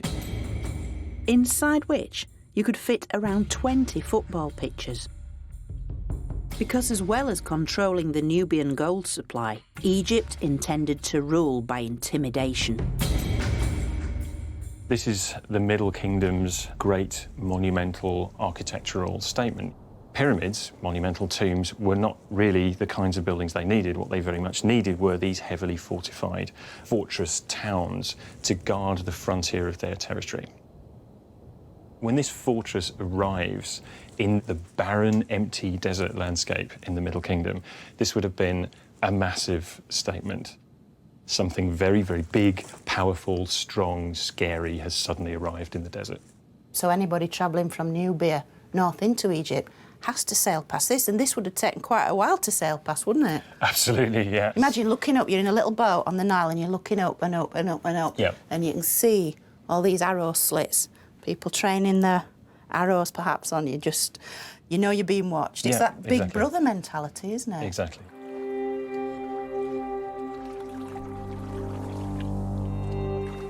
Rising up by the Nile, Buhen was a gleaming citadel of power. But most of all, it was an early warning system, the eyes and ears of a nation defined by suspicion and fear. But Egypt's southern border wasn't the only one to be fortified. The northeastern border with Palestine was also secured with such defences to monitor the large number of foreign traders regularly travelling to sell their goods in super-wealthy Egypt. And the visit of one such group is portrayed here on a tomb wall. A caravan of wealthy merchants and their families. Clearly not Egyptian, with their distinctive hairstyles and brightly coloured clothes. Known as the Amu people, they traded in such goods as the black lead ore, vital for Egypt's production of eye makeup. And their distinctive pottery has been found across the Nile Delta, where many of them settled to live and work among the Egyptians. But within a century, some of these Amu had infiltrated high office and eventually took over Egypt itself. Now, these nomadic Amu people who came in and out of Egypt on a regular basis to trade are portrayed here in this wonderful tomb scene. And yet the most important part of the entire scenario are three small hieroglyphs right in the middle. They reveal one of the other terms the Egyptians used to name the Amu. It's basically a crook, a sceptre, and that's written with two symbols, and that's pronounced Heka. It means ruler. And then the third of the three symbols is kind of undulating uplands, which means desert or hill country. Basically, the Egyptians used this symbol to denote a foreign land. So you put these signs together, ruler of foreign lands. And this really is the clue to what happened next, because these Amu of Palestinian origin eventually became the Hyksos. The Heka Hassut are the Hyksos, and they ruled Egypt from the north between 1650 and 1550 BC. But as tension between the foreign rulers and their Egyptian subjects gradually escalated, Egypt entered a second dark age. The Hyksos made an alliance with the Nubians to the south, and the Egyptians found themselves trapped between two enemies. Although we know little of this difficult time, some fascinating texts do survive. Perhaps the most compelling are the words of a royal letter sent by the Hyksos king south to Thebes. Its message would prove so explosive that it galvanised the Thebans to once more regain control of their land. Now, this letter was either a colossal diplomatic faux pas or simply downright rudeness, and it involved the Egyptian goddess Taweret, the pugnacious, blade-wielding hippo. Taweret may have been a protective deity, but she was also a ferocious creature, with features borrowed from the hippo and the crocodile, animals the Egyptians feared. So it seems the Hyksos king, Apophis, set out deliberately to insult the Thebans.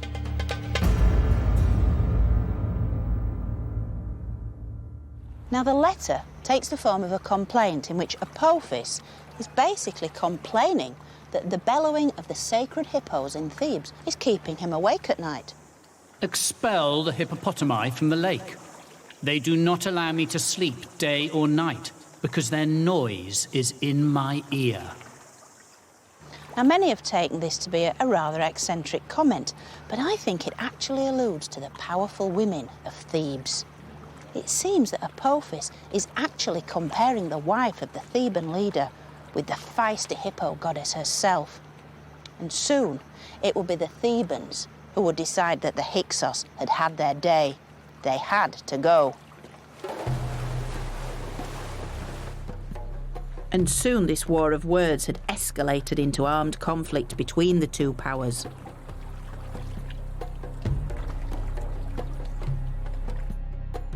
But the Egyptians of Thebes had also gained the means to launch their attack, with something developed by the Hyksos themselves: state-of-the-art weaponry.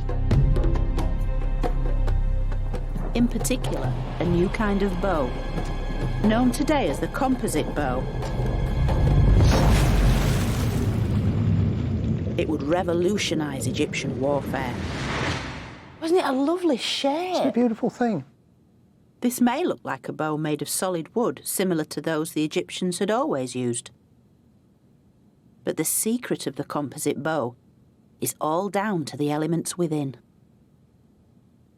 It's composite because it's made out of different materials all joined together. So there's a wooden core forming the centre of the bow, but inside the curve, on the belly of the bow, is horn glued onto the wood, which forms a really powerful spring. So the cow horn will go there? Yeah, that's right, on the inside of the curve. And then on the outside of the curve, an even more unpromising material, sinew, which looks like something the cat would enjoy. And that's all covered over with birch bark to protect the glue from the elements. Before the Hyksos occupation, the Egyptians had shot arrows from bows carved from solid wood. They were quite large, unwieldy, and only effective at fairly close range. But in the composite bow, animal horn added flexibility, and the sinew, strength. It's a clever combination of ingredients, isn't it? Making it the ultimate in ancient archery. It just asks you to do that, doesn't it? It does. It's fabulous. There's a real sense of power behind this, isn't there? It's a beautiful thing. Let me show you. So this is why it's such a game changer, really, because it's a bow that you can use. It's quite short, you can use it in a chariot, and yet... Whoa, that was brilliant! Well done. The composite bow was easier to handle and shot faster arrows with much greater accuracy. The Egyptians had little choice but to adapt or remain an occupied nation. So by copying the new military technology, they were eventually able to push the Hyksos out of Egypt, all the way back to Palestine. securing Egypt's northern frontier once again.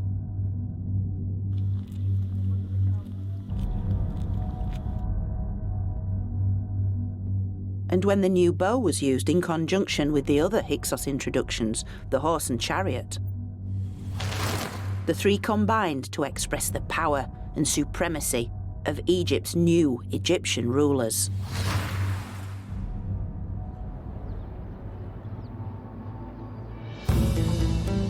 This marked the start of the New Kingdom, which began when the powerful Theban leaders took the throne. This dramatic rebirth in royal power was mirrored by the rise of Thebes' local god, Amun, based at his cult centre, the Temple of Karnak. And it would be Amun who now protected Egypt and its kings. Yet thanks to the Hyksos legacy, these were a new kind of king. And it's on this temple's walls we can clearly see the effect of the Hyksos occupation. For as Pharaoh smites his enemies, this is Egypt reborn, a fully armed, fully charged superpower whose kings, shown on a monumental scale, are superheroes.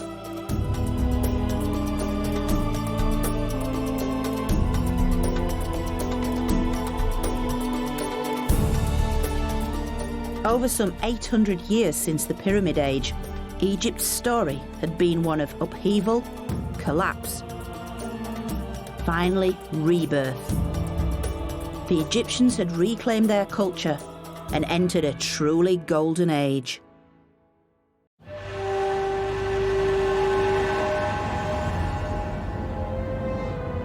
Hundreds of tons of stone to portray a mighty pharaoh. Colossal testament to Egypt's golden age.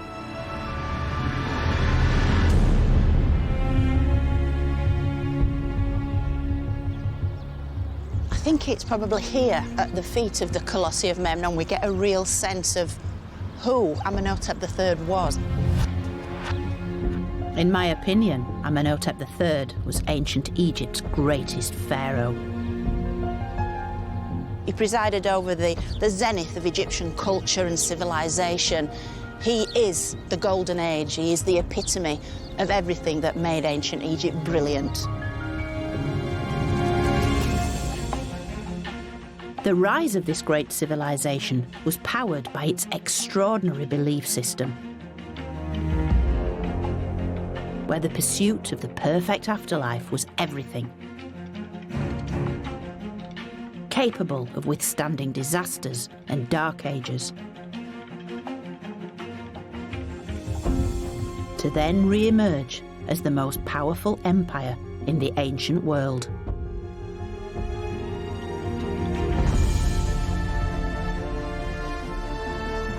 In this episode, I'm going to enter what I regard as Egypt's greatest era, the New Kingdom.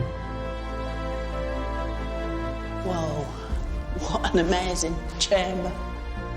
A time of luxury, grand designs, and unparalleled splendour. Isn't this absolutely beautiful? But like all good things, it couldn't last forever. Egypt's powerful religion would prove to be its greatest weakness. And now discover how the priests became so rich, their power struggle with the crown destroyed the very unity of Egypt. It was this very conflict that would transform this golden age into one of decadence and corruption, and would eventually tear Egypt apart. And by looking again at Egypt's greatest superstars, I'm going to investigate what really happened during the glittering New Kingdom. Welcome to my story of ancient Egypt.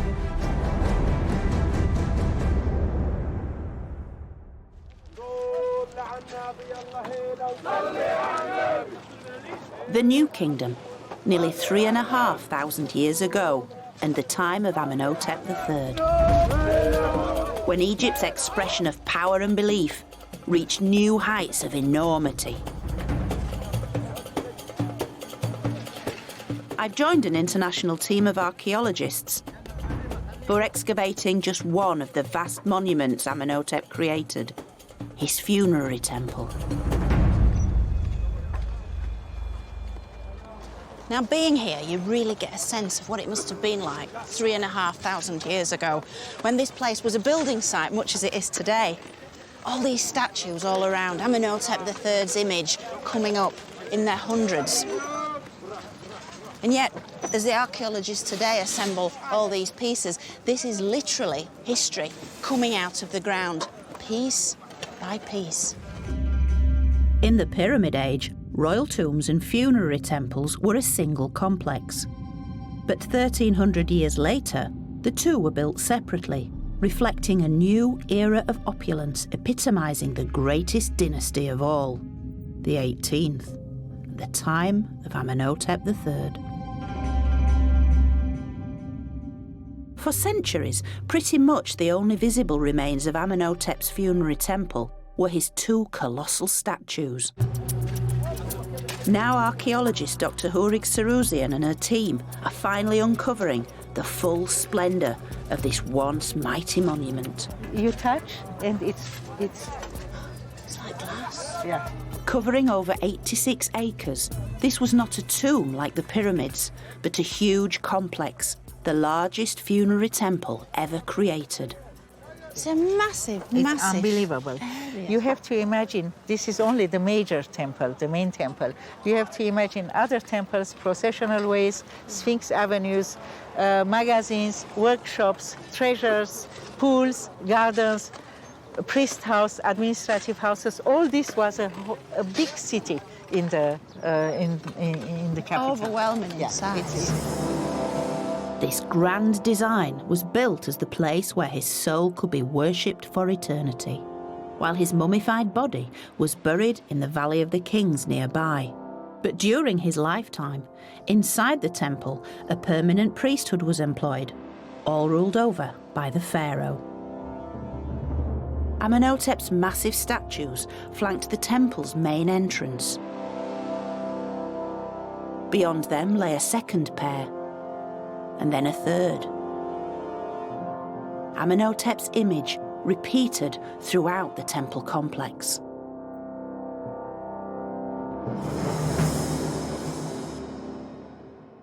I wish one day they find the time machine. I go back. Can I come? I'll come with you. We may not have a time machine, but 15 years of work have begun to reveal some of the temple's former glories. Normally these would have been metres up in the air, but to actually engage, it's so very tactile, so very intimate, holding hands with the pharaoh. This colossus from the temple's second gateway is flanked by one of the best preserved statues of Amenhotep's principal consort, Queen Ti, his great royal wife. Here standing, and by miracle having been saved by all the catastrophes which struck this temple. So he's protected her for centuries, really, hasn't he? Carved to be no bigger than Amenhotep's lower leg, Queen Ti's size served to exaggerate the pharaoh's superhuman status. These massive statues were more than a memorial. Each worshipped to guarantee the immortality of the king's soul, the pharaoh as God. This is my great surprise to you. And Hourig has saved the very best till last. Holy Ras. Oh, flipping out.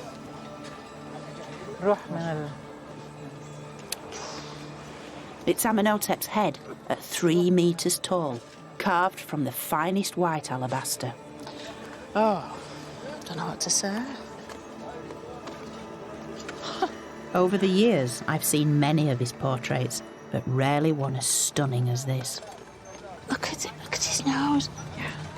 This is an absolutely amazing portrait, sculpted face of Amenhotep himself. I've never seen anything like it. With hundreds of statues like this, Amenhotep was multiplying the image of himself as Egypt's most powerful god bringing light and life to the world.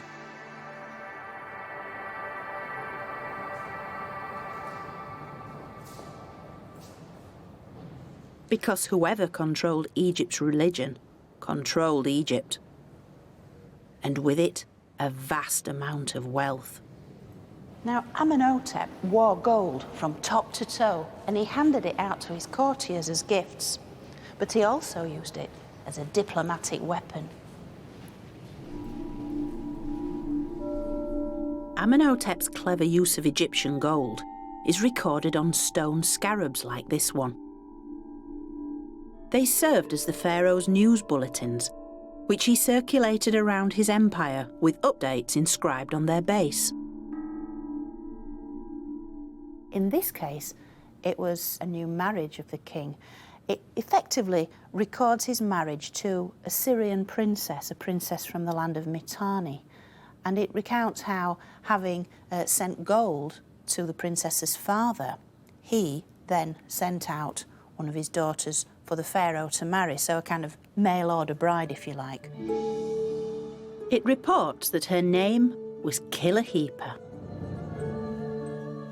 and that she arrived from Mitanni in Syria, with no fewer than 317 ladies in waiting. Clearly impressed, Amenhotep added the comment, "It's a marvel." With this diplomatic marriage, only one of many, they were an effective way of securing peace and prosperity. Amenhotep was able to utilise his key resource, his gold, to kind of get everything he wanted to maintain his status as the supreme monarch in the ancient world at that time. Gold bought Egypt peace with its neighbours, with Amenhotep III's empire stretching from what is now Syria as far as modern Sudan. But within Egypt itself, gold had a different use and could even guarantee a fast track to the afterlife, emphatically expressed by a great treasure in the museum in Wigan. A stunning golden face.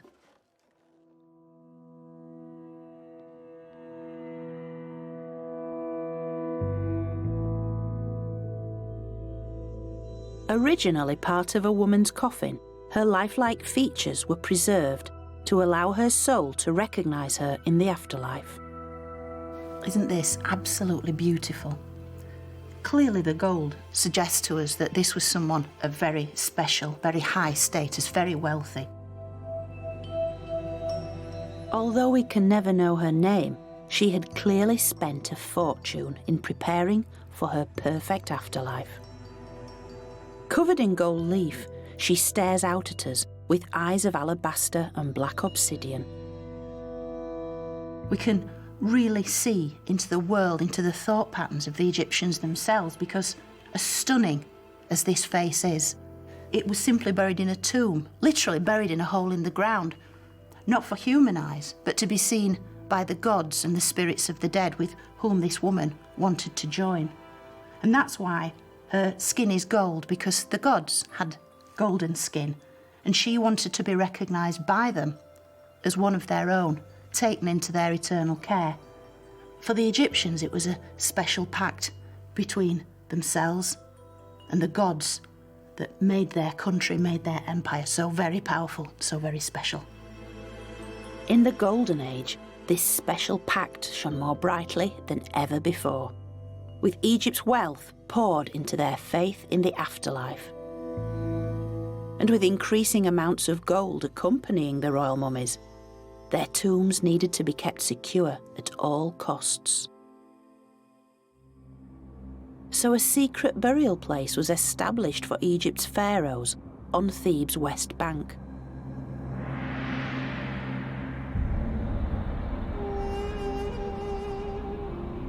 The Valley of the Kings.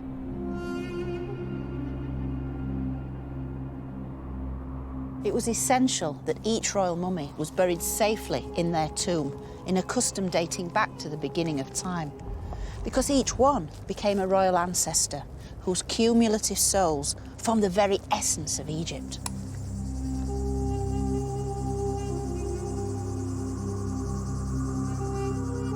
The royal tombs had been desecrated once before, breaking Egypt's spiritual link to its ancestors.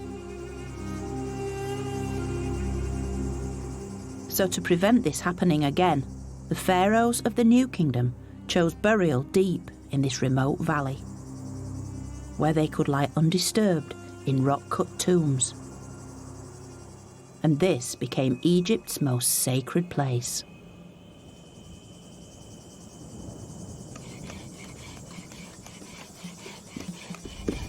Such elaborate preparations for the afterlife also fueled a growing economy. And just as in the Pyramid Age, the industry of death shaped the lives of many ordinary Egyptians. For not only were there tombs to cut and temples to build, but statues, shrines, coffins, sarcophagi, and all the paraphernalia of the afterlife.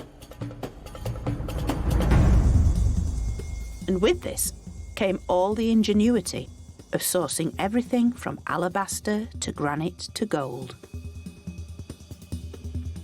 This is a copy of the world's earliest surviving geological map, dating from around 1150 BC and the reign of Ramses IV. This map is a guide to the stone quarries and gold mines of a 15-kilometre stretch of Egypt's eastern desert. It's almost as detailed as a modern geological map, with different colours for the different rock types. So, over here, these large areas of black are the sedimentary rocks. Back here, where it turns pink, these are the igneous rocks like granite. Other little features include areas of gold mining, and then throughout you have this very subtle speckling, and these are the areas of gravel. Known to be very accurate, the map was made for one specific quarrying expedition. When 8,000 men were sent into a desert valley, 130 kilometres from Thebes, to mine stone for royal monuments.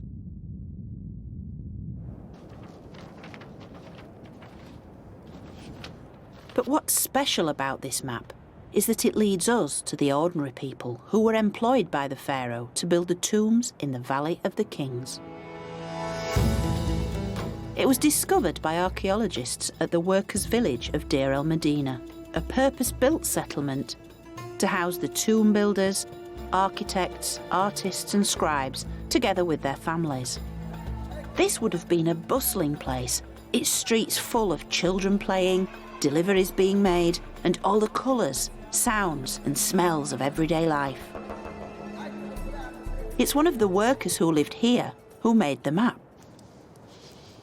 Now we even know the identity of the map maker, the scribe Amenhotep. His distinctive handwriting is well known from a range of other literary works, from poems to prayers, maps to tomb plans. And it's thanks to one particular little inscription with his name on that we even know where he lived.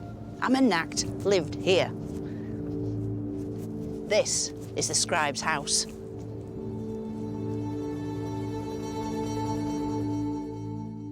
Amenhotep was one of the many skilled workers that rose through the ranks of society in the generations following the reign of Amenhotep III.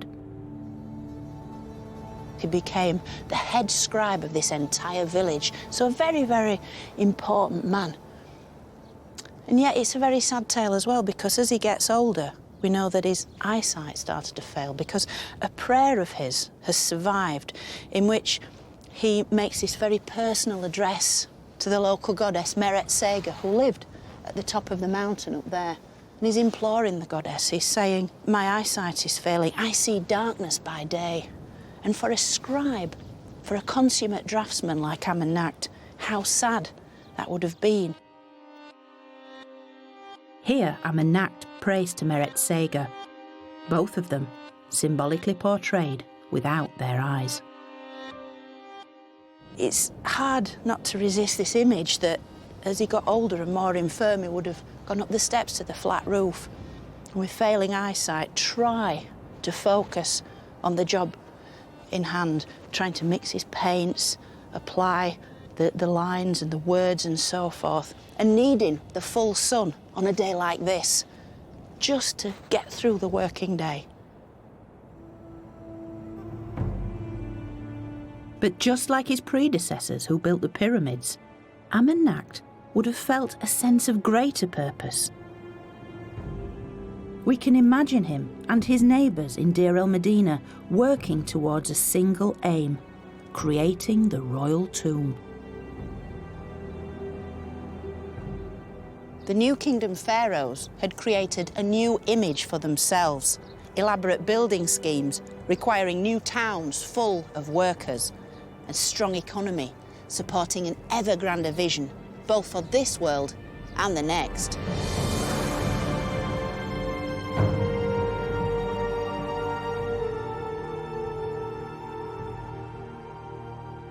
But the spiritual convictions that had brought Egypt to its zenith had also created a serious threat. In the New Kingdom, much of the Egyptian state centred on Thebes. While its West Bank was mainly dedicated to its city of the dead, the East Bank was where most people lived and the site of Egypt's main state temple, Karnak.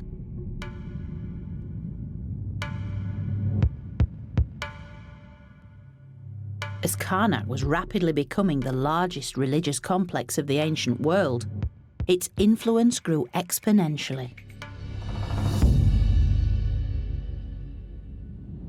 And likewise, the power of its priests. To get a real sense of what's going on, we need to go behind the scenes.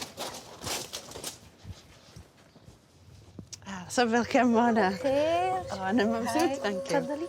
I'm being allowed through an ancient passageway, once only accessible to Karnak's clergy. From the top, more, wonderful sign.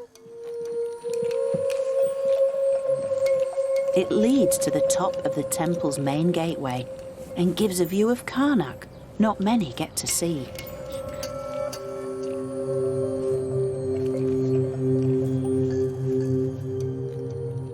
Just look at that. You could fit Notre Dame and St. Paul's cathedrals in here and still have acres to spare. It is immense. Within Karnak, a series of chapels, shrines and sacred precincts covered a total area of more than 250 acres.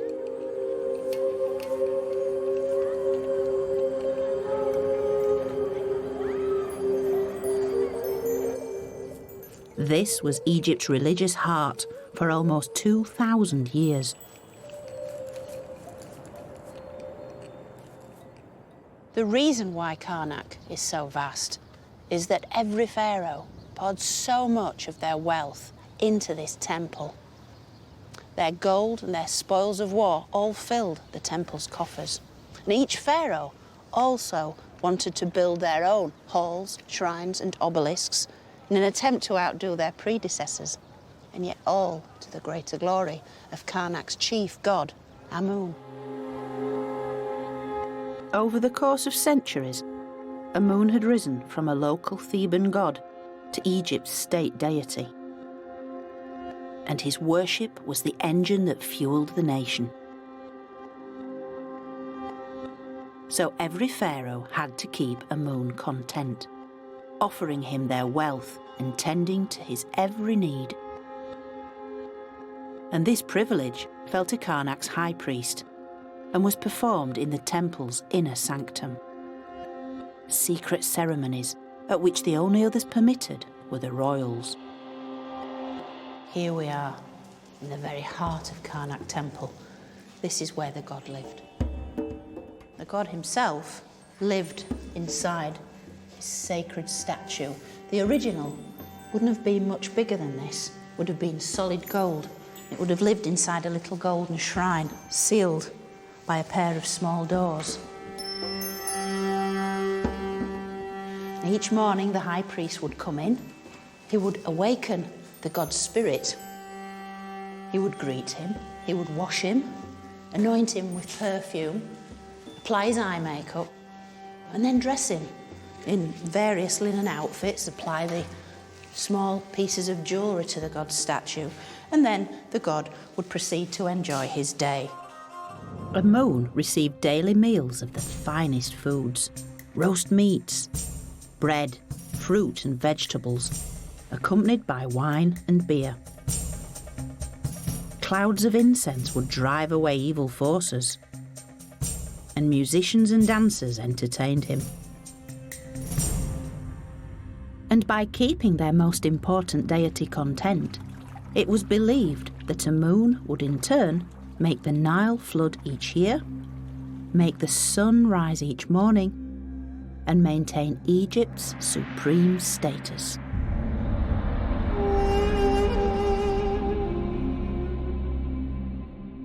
The high priest's direct access to Amun made them the greatest beneficiaries of Karnak's growing prosperity. This tranquil lake is where the male and female clergy bathed twice each day and night to maintain their ritual purity before the gods. Known as the Pure Ones, they set themselves apart from the rest of society with their distinctive appearance achieved through their own set of daily rituals. Part of this process of ritual purity involved using an array of implements on a daily basis to transform their appearance.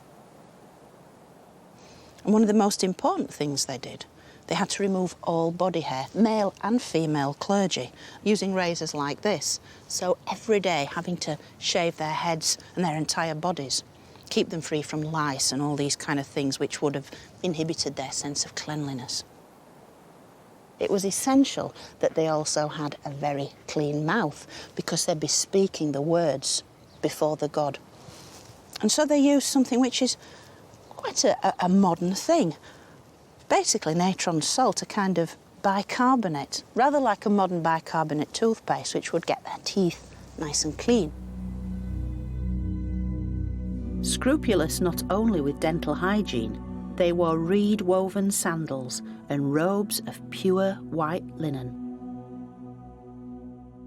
And having transformed themselves in this wonderful way, they also had access to these polished metal mirrors. They could then admire their transformed appearance because it was important to distance themselves from the great unwashed. For the ancient priests, cleanliness really was next to godliness, and they were the God's chosen people.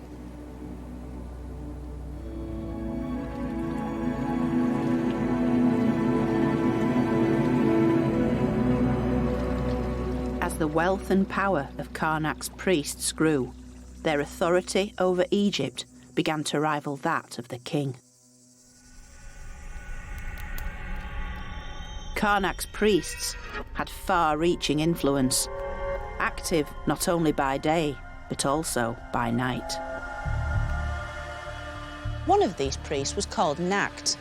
He was a priest of the hours of Amun, which basically means he was an astronomer, and he would sit by night on the flat temple roof, which was effectively an ancient observatory, and he'd be able to chart the progress of the stars and planets in the sky, watch the movement of the heavens. And by doing so, the priests of Egypt were able to work out when to celebrate specific events. But of course, what this meant is that Karnak never closed. It was a 24-hour-a-day concern. It meant the priests were always there. It meant the priests were always watching.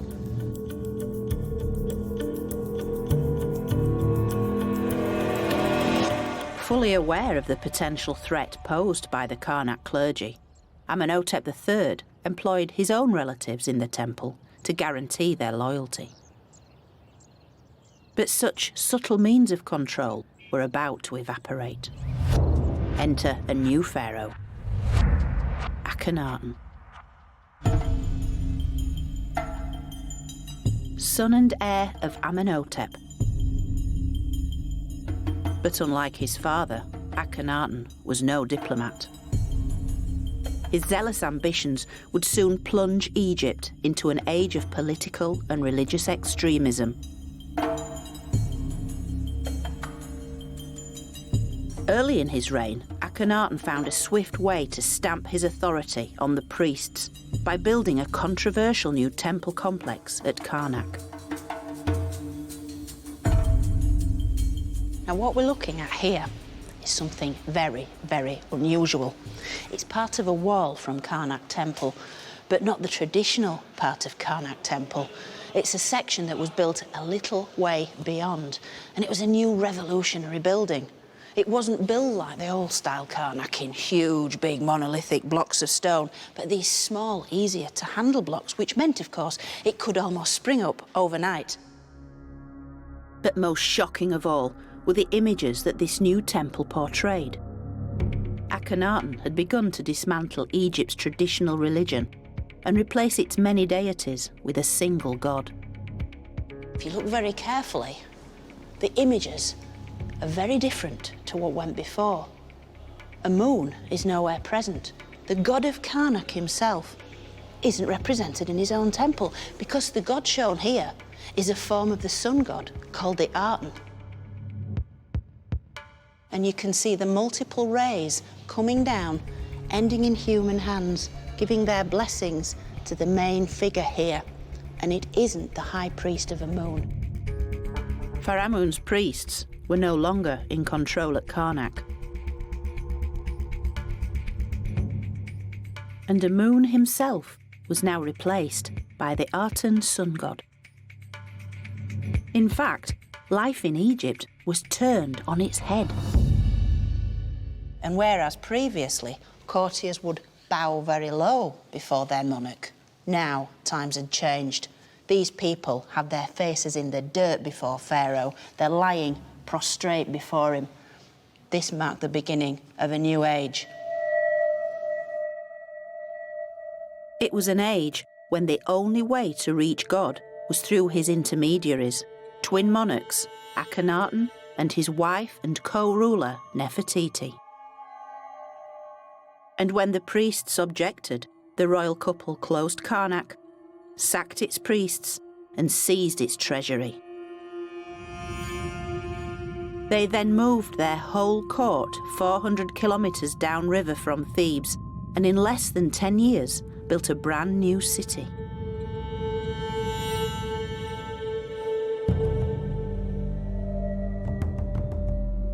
Known today as Amarna, its palaces, temples and tombs were filled with images of the Aten, the sun disk god.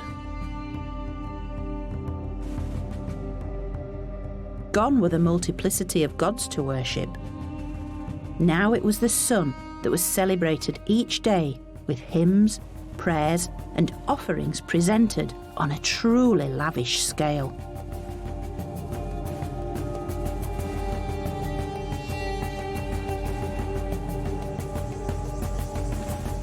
But the couple's vision of utopia came at a price. And when Akhenaten died after a 17-year reign, Egypt was bankrupt. His son became king of Egypt, and although he reigned for less than 10 years, he still became the most famous pharaoh from the whole of Egyptian history. Tutankhamun. His treasure, discovered by Howard Carter in 1922, was the most famous archaeological find of all time. Tutankhamun's mask is the epitome of ancient Egypt. So very familiar, yet, like so many of his treasures, holding a long-standing secret.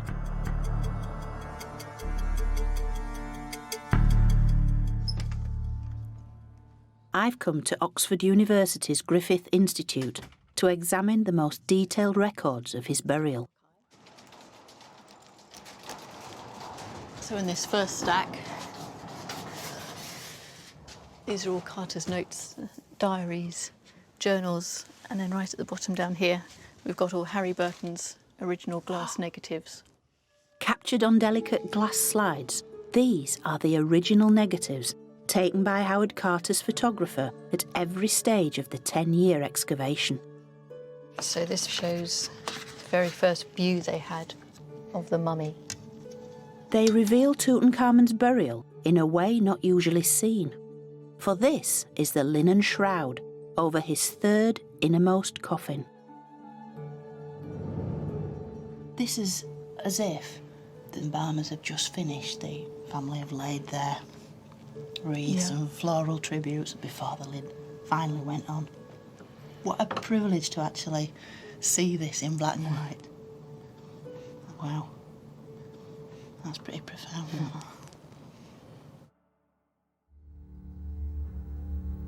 For all his fabled wealth, Tutankhamun was, in life, a fairly insignificant pharaoh. But his premature death, after only a decade as king, offered Karnak's priests the perfect opportunity to obliterate all trace of Akhenaten, Nefertiti, and the Amarna period. And these wonderful photos of his burial treasure reveal how they did it.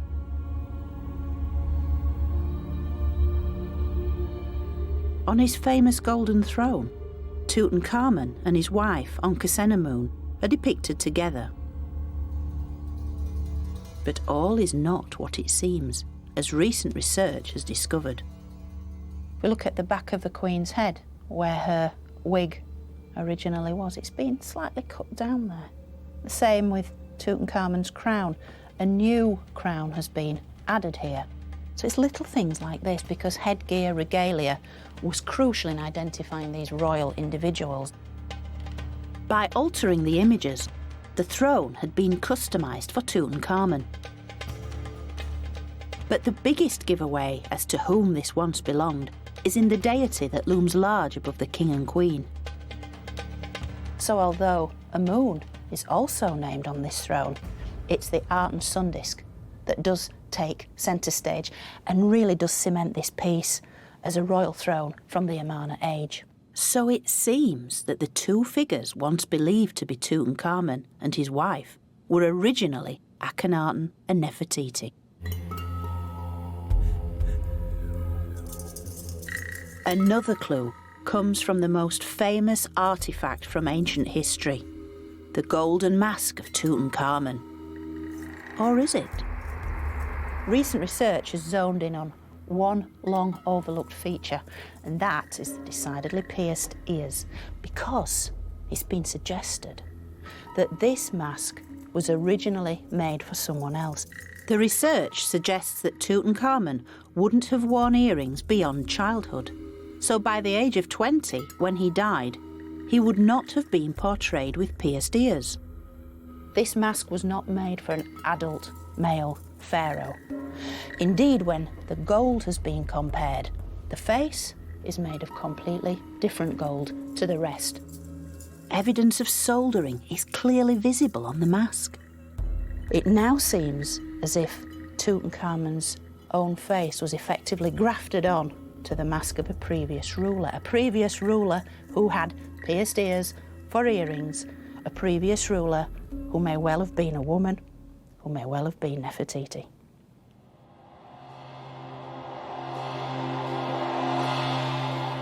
In fact, it's estimated that around 80% of the objects found in Tutankhamun's tomb originally belonged to either Akhenaten or Nefertiti. And with all of it dumped together like this, it was a kind of spiritual decluttering.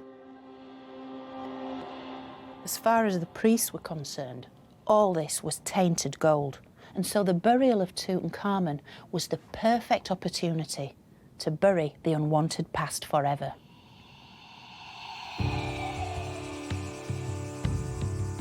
While the city of Amarna had been abandoned, then demolished, the memory of everything it represented was likewise being erased. Egypt's state religion was restored. Karnak's priests were back in business. And Thebes was once again the seat of sacred power.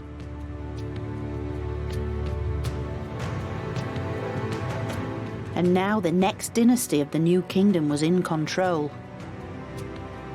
Having died without an heir, Tutankhamun was succeeded by a line of militaristic rulers, the 19th dynasty.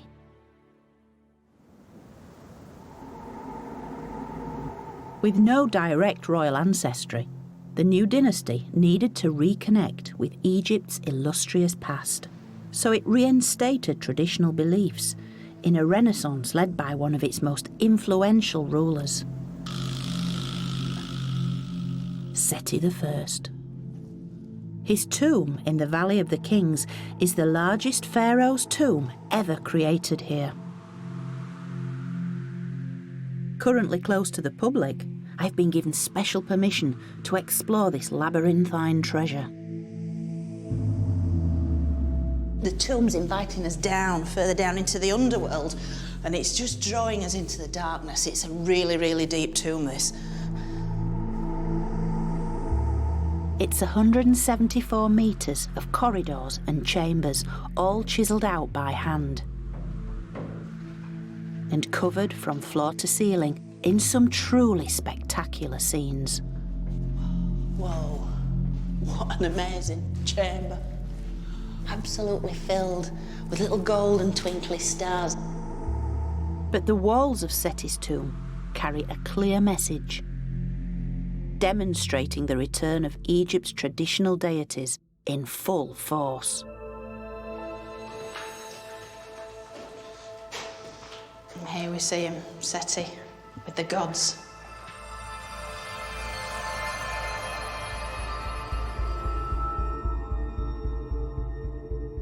This is a brilliant chamber. It's repeated images of the pharaoh Seti with the gods. The gods are back, and he's keen to show that. And so we see him here with Anubis, the elegant black jackal god of embalming and the dead. Here, Seti is making offerings to Hathor, the maternal goddess of love who takes all dead souls into her care. And Horus, the god of kingship, wearing the joint crowns of Upper and Lower Egypt.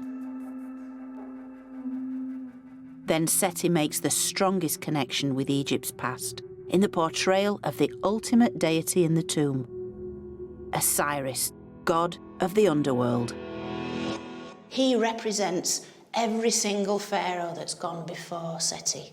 He represents the accumulated powers of the royal ancestors, and Seti is keen to show himself in the company of Osiris. He's tapping in to that greatness that made Egypt such a strong nation.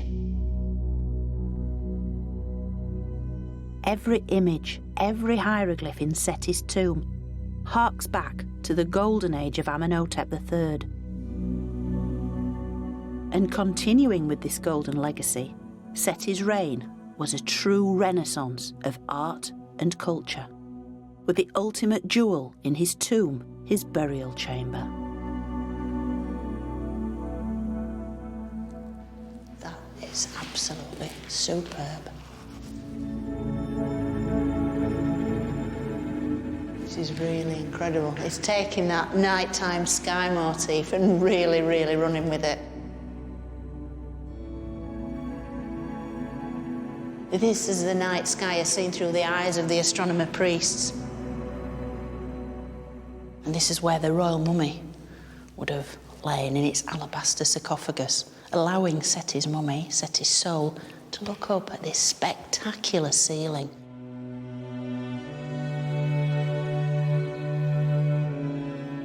Egypt's traditional belief system is here, writ large, covering every surface.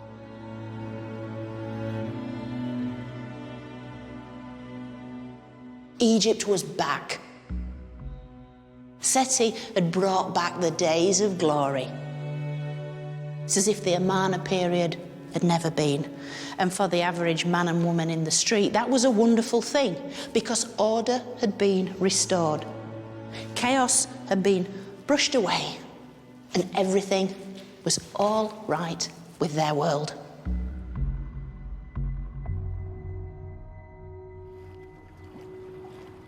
The golden age had been restored. But not just for the larger-than-life pharaohs with their glorious tombs and vast monuments, but for the majority of Egypt's population too. This included the inhabitants of Deir el-Medina, the tomb builders' village near the Valley of the Kings. At the edge of the village was a great pit, the community dump, inside which were discovered tens of thousands of pieces of pottery and stone, covered in pictures and words. Written in hieratic script, a kind of hieroglyphic shorthand, these are the ancient Egyptian equivalent of post-it notes, shopping lists and text messages. This is the kind of stuff that speaks to everyday life, what's going on underneath the surface. With the help of hieratic expert Dr. Glenn Goddenhoe, we can catch a glimpse of this intimate world, far away from kings and gods. Which is your favourite amongst these ones? I always go to this one. This is really nice because this one's basically a list of stuff you take to a party. What you've got is tabulated information. So you've got vertical and horizontal lines, and in each of those spaces you've got a name and the stuff they brought to that particular event. I mean, this person here, the name's missing from this, but this person bought the most stuff, about 11 items. We've got bread, for example, being brought along. Next down we've got some beer, so 1 jug of beer. As well as beer and bread, it lists a veritable feast. Fruit, 20 pieces. Beans, 1 jarful. Fish, meat, and even a cake. The thing I like about this is that idea of a community coming together. It really does make the ancient Egyptians that more real because we can relate to them. We all like a good party. But of course, life isn't always a party, and people fall on hard times. This fragment begins with a story of a breakup. Hesisu-Nebef divorced the Lady Hel. And then it goes on to record a heartwarming story of support from its anonymous author. He seems to have wanted to look after this Lady Hel. And so the text goes on, and it says that the author of this spent 3 years giving 1 measure of emmer wheat to Hel every month. But it doesn't end there. So she gives to the author here a sash, so a piece of clothing. And she says in this line here to offer it at the riverbank. The riverbank is where the market was, right? And she says that she'd like 1 measure of emmer wheat for it. But no one wanted it. Oh. So yeah, the text goes on to say that the author tried to offer it down at the riverbank, but he gives a customer review. It's right here. 1 word, bean, which means bad. Oh, yeah, so really it wasn't sad. even worth 1 measure of emmer. So that is sad, but the author's such a good egg that he says that he buys it off of her for well over the market value of this thing that wasn't even worth 1 measure in the first place anyway. Nice guy. Pity we don't know his name. Yeah, it's a real shame. It's a real shame. But at least we have his words. One of the many voices from Deir el-Medina which still speak to us across 3,000 years of history, telling us of the highs and lows of lives familiar to us even today. For most people, the New Kingdom had been an age of plenty. But it wasn't to last. The golden era of wealthy pharaohs was becoming ever more superficial.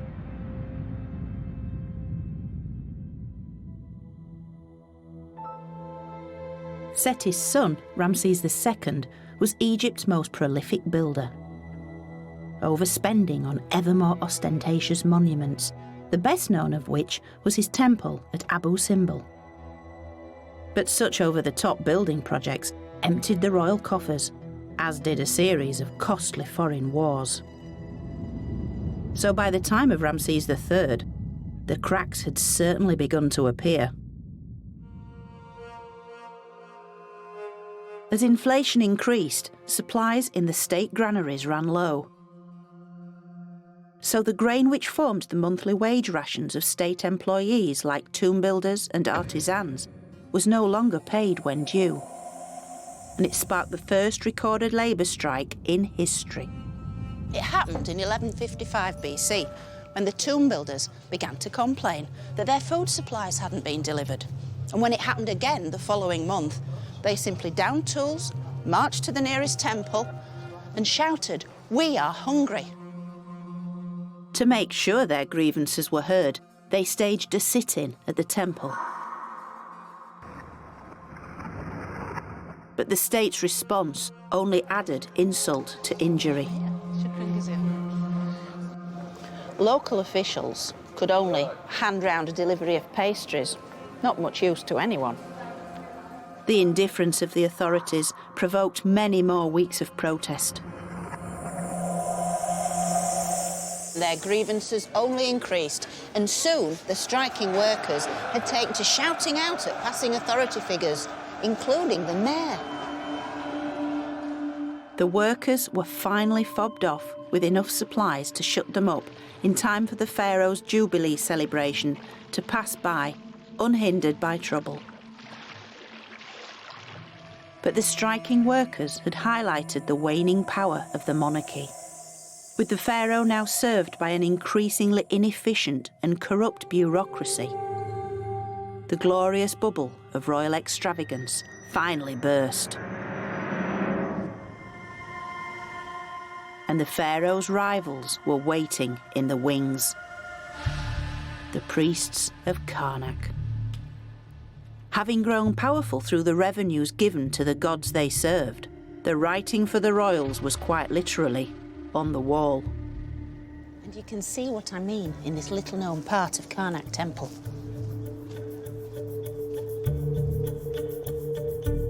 Where the high priest is making a very bold statement, but only if you know how to read the footnotes.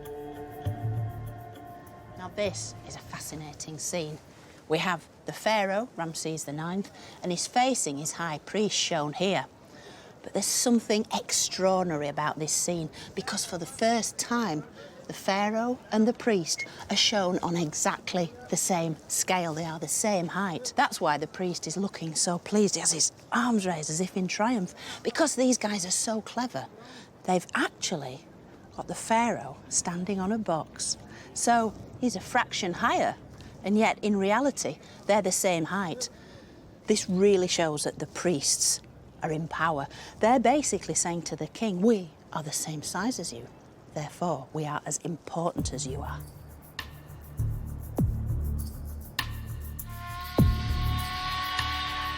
Priests had become full-time politicians.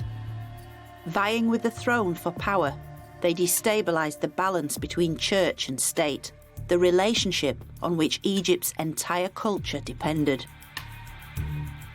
So great were their ambitions that by the end of the New Kingdom, the priests took control of the entire south. And with the pharaoh ruling only the north, the country was split into its two ancient halves. But even worse was to come.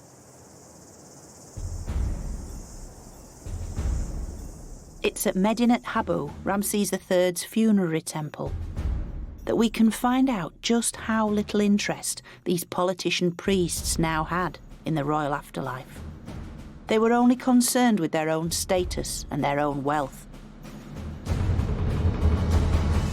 Now, this next disturbing part of Egypt's story not only spelt disaster for its core belief in the royal afterlife, it left a tortuous puzzle for Egyptologists, which we are still trying to piece together. It's an extraordinary story that begins not in the temple, but in a small house built later within the grounds. Because the priest's corrupt ambitions will be put into practice by the man who lived here.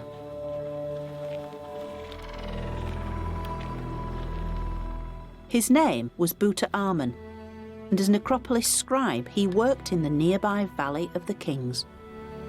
This is the man himself, Tutankhamun, with his shaven head, his starched kilt, his arms raised in prayer. He's praying to the great god of Thebes, Amun himself. Although Tutankhamun's story doesn't quite live up to this image of piety, because it was here that he received a letter of instruction from his boss, the High Priest of Karnak. This is a copy of that letter, and its contents are mind-blowing because the High Priest is telling Tutankhamun, go and perform for me a task on which you've never before embarked. Uncover a tomb among the ancient tombs and preserve its sealed door until I return. And although this language is quite euphemistic and cryptic, both the sender and recipient knew exactly what it meant, and it would have a profound impact on Egypt. Tutankhamun had been promoted. His new title was Opener of the Gates of the Necropolis. So he and his men set out for the Valley of the Kings, taking with them tools and bundles of linen. Their mission, nothing less than the systematic dismantling of the royal cemetery in search of gold. It was an order to accumulate wealth.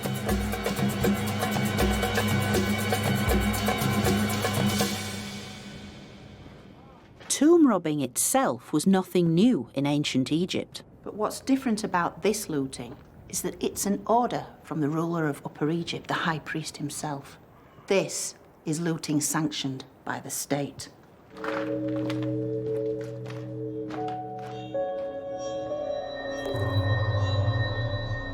Knowing the secret location of the royal tombs, Tutankhamun began what was euphemistically referred to as restoration work.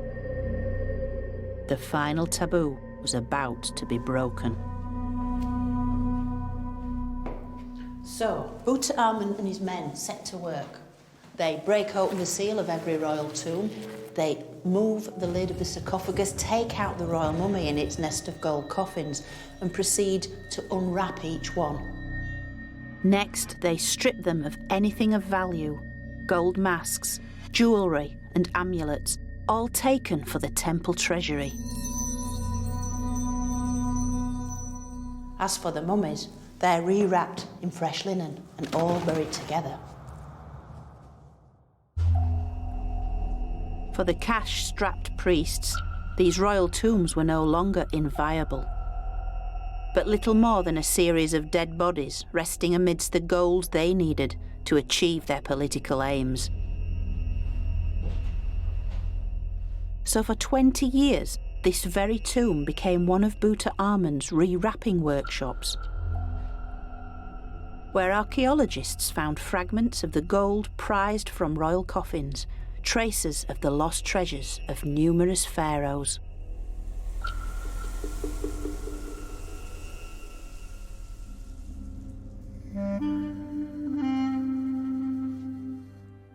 And Tutankhamun's handwriting was discovered on the rewrapped mummy of Ramses III.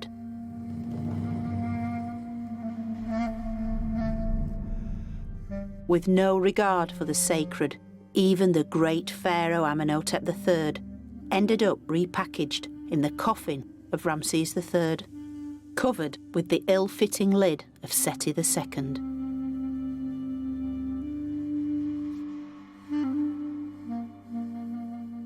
Only one tomb, hidden by rubble, escaped the wholesale plunder.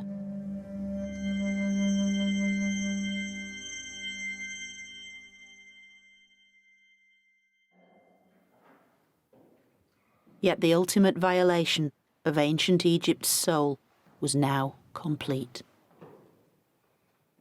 Clearly, the priest-kings of Karnak had got what they'd always wanted: absolute power.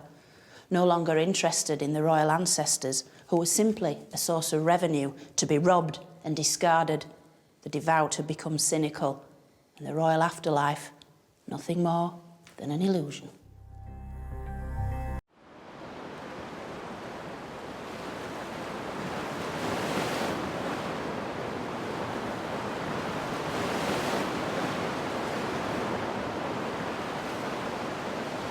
This is about as far north in Egypt as it's possible to get, because out there is the Mediterranean.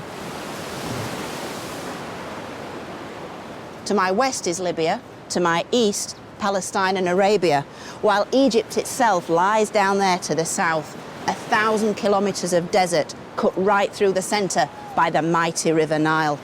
And at its top lies this, the great port city of Alexandria.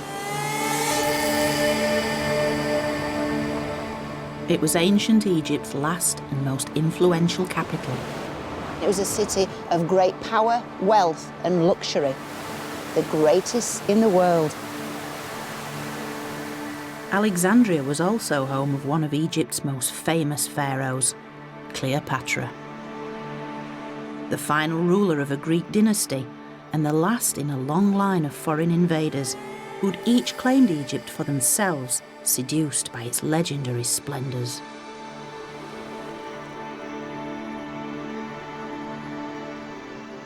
By now, the pyramids were already thousands of years old. They were the beginning of a seemingly indestructible core belief that had survived chaos, famine and war. It's as if they'd been picked clean. A belief that would shine even more brightly in its fabled golden age, whose temples, tombs and glittering treasures had made Egypt an irresistible temptation.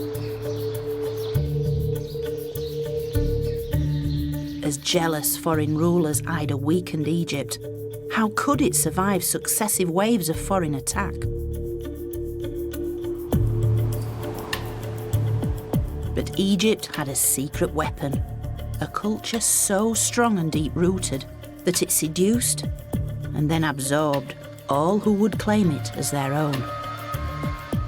Welcome to my story of ancient Egypt.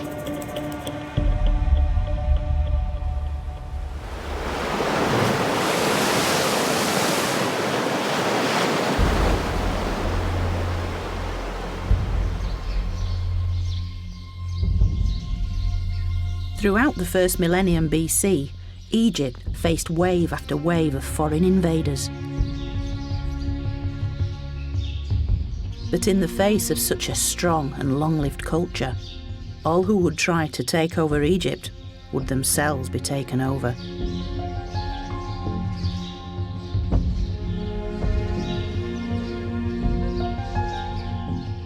Almost 1,000 years before Cleopatra, Egypt had entered its third intermediate period, a time of political decline and vulnerability.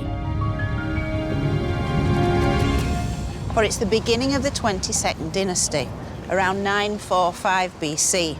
The priests are in charge of the south, but in the north, the vultures have started to circle, waiting for their chance to swoop, as a group of Libyan generals seize power to rule as pharaohs of a divided land.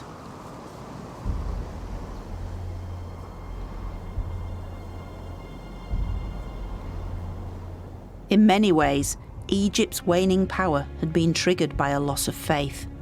When the authority of the New Kingdom pharaohs had begun to crumble, Egypt's once pious priests had helped loot the royal tombs in the Valley of the Kings, systematically dismantling Egypt's previously unshakable belief in the afterlife. With the decline in power of the New Kingdom pharaohs, the Libyans, who'd fought for the Egyptians as mercenary generals, gradually infiltrated Egypt's power structure and eventually took power as the 22nd dynasty.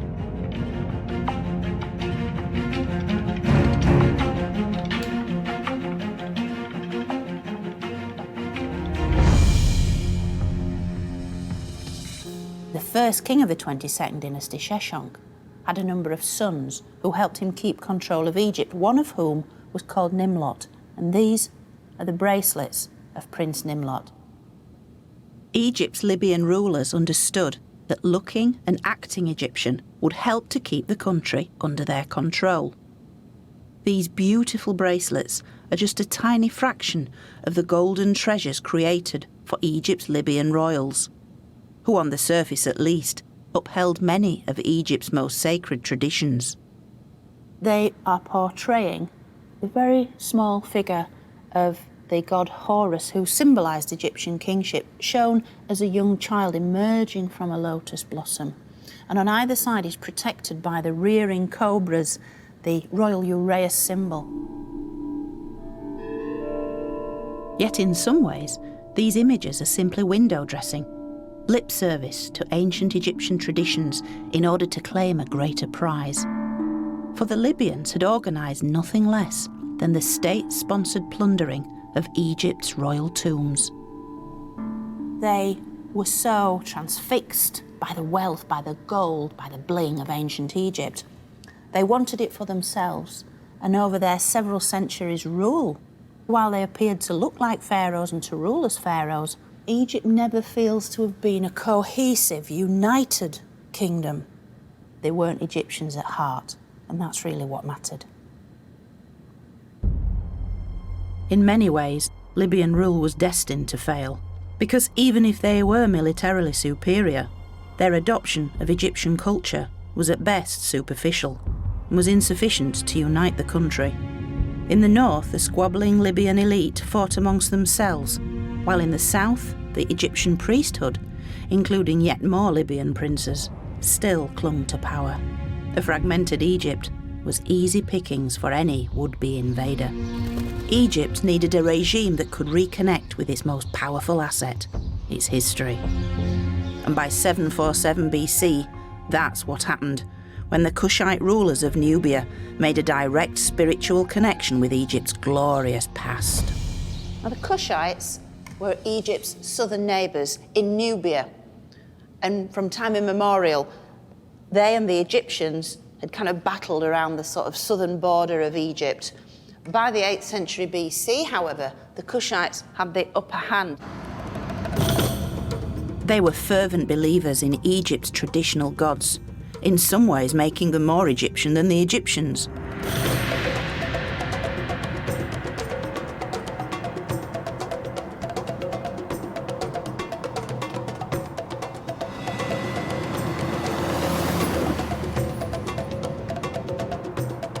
The kingdom of Kush in Nubia was at the very edge of the Egyptian world.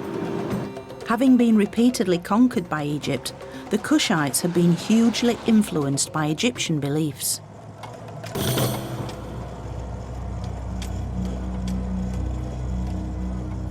Beliefs that centred on this great sandstone mountain, Jebel Barkal. For centuries, it had been regarded as the mythical mound of creation.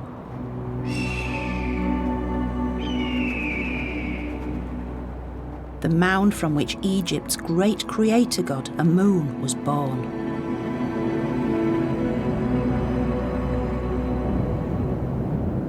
Here is the holy mountain. This is where the god lived in his primeval form. Dr. Tim Kendall has spent almost 30 years working at the site. Being at the southern limit of the empire, it was where the Nile began, where fertility began, and so it had to be the place where creation began. So this was they imagined this as the birthplace of the god Amun. And so this was the primeval Karnak. When the New Kingdom pharaohs had arrived here in 1500 BC, they built this temple and dedicated it to Amun and his wife, the goddess Mut. And when the Egyptians withdrew from Nubia some 400 years later, the native Kushites continued to honour the sacred mountain and Egypt's spiritual traditions. As the Kushite kings gained increasing military power, they also claimed Egypt for themselves. So when King Pi led a Kushite invasion of Egypt in 747 BC, he didn't plunder or destroy, but restored and rebuilt, and founded Egypt's 25th dynasty. The irony is that he's conquering Egypt to put everything right, I suppose. So it's all such a cycle of rebirth, regrowth, redevelopment, and the Kushite kings are really kind of tapping into that ancient power source and just sort of giving it back to the Egyptians. It's like starting time all over again and doing it right. So they had that same sense of history and continuity as the Egyptians. They are the natural successors of the 18th dynasty kings. Fueled by a genuine desire to make their own mark in Egypt's long story, the Kushites began to rebuild Egypt here in their Nubian heartland. King Pi expanded the existing temple of Amun at Jebel Barkal to balance the original great temple of Karnak in Egyptian Thebes. But while the Kushites had absorbed the culture of Egypt, they still had their roots here in Africa. This cultural fusion is quite clearly expressed in this extraordinary representation of the Egyptian goddess Mut. The face of the goddess Mut has tribal scars. And look, we'll see if it shows with this light. You see the 3 lines of her face? So this is an Egyptian goddess with a Nubian makeover? Yeah, she was a goddess of Nubia, and it was appropriate for Nubians to have tribal scars. So this is a very, very graphic version of the way in which local Nubians were making the traditional deities of Egypt their own, physically marking them. It's as if she's been stamped as a Nubian. Yep. How incredible. This is such a land of surprises. That is beautiful.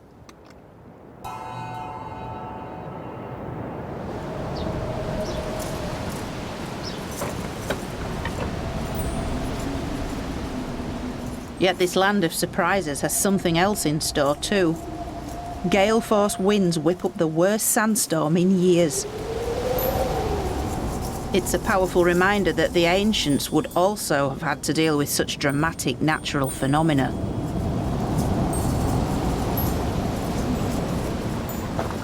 You can certainly taste the grits in your teeth. The ancients would have tackled this using spells, rituals. They would also have made extra offerings to specific deities, most notably Osiris's brother, god Seth, the god of turbulence, the god of storms, the god of red-headed individuals who were seen as somewhat turbulent too. Can't imagine why.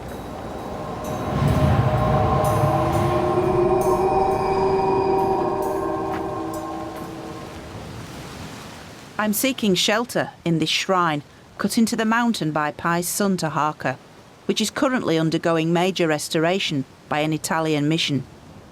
It apparently reveals graphic evidence of Egypt's continuing powerful influence. Never been here before. I have no idea what's going on in here, so this will be as new to me as it is to you. Oh, flipping heck. It's a real privilege to see the time-blackened walls finally giving up their secrets. Wow, look at that, look at that. Oh, that is so beautiful. They're bringing out not just the golds, but the blues, these 2 colours, the bright blue of the sky and the Nile, and the gold, this sort of really powerful colour of the sun god. This is Taharqa, the Kushite's most powerful and important pharaoh. In classic Egyptian style, he's shown offering to the god Amun and his wife, the goddess Mut. It's raised relief. This is old school technique. This is skill. And they're all overlaid in this yellow gold. And you can even see the little scales on this corselet that Amun's wearing. Every detail's here. It's fabulous. It's like Christmas morning, this. This is just extraordinary. Just look for yourselves. Just look. Look at their faces. Look at their eyes. This wall truly exemplifies Egypt's ancient magic, as those who try to conquer it end up being seduced by it and then become a part of it. It's a sincere attempt by Taharqa to connect his kingship to the achievements of the pharaohs of Egypt's past, in particular to the rulers of the new kingdom.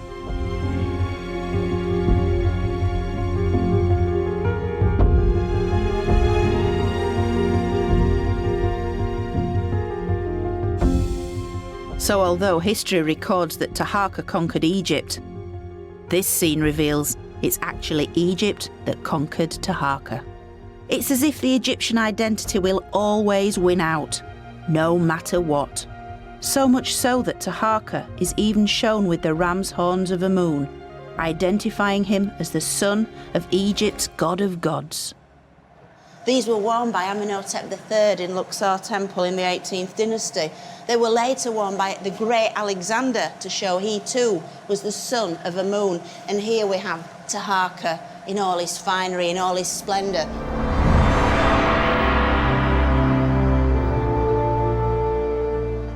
knew that they were here, hidden away in this special, special rock.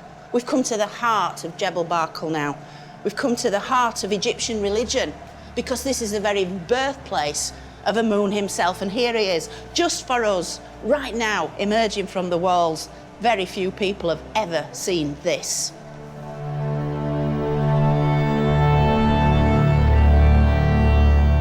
Here inside the temple, where only the most pious were allowed, Taharqa is shown in deference to Egypt's most powerful god.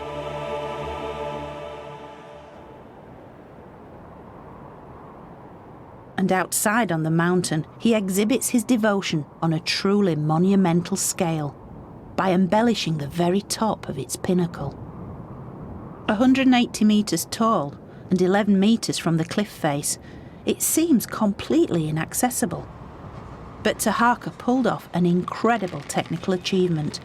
He built a crane arm and elaborate scaffolding in order to make his own permanent mark on the mountain.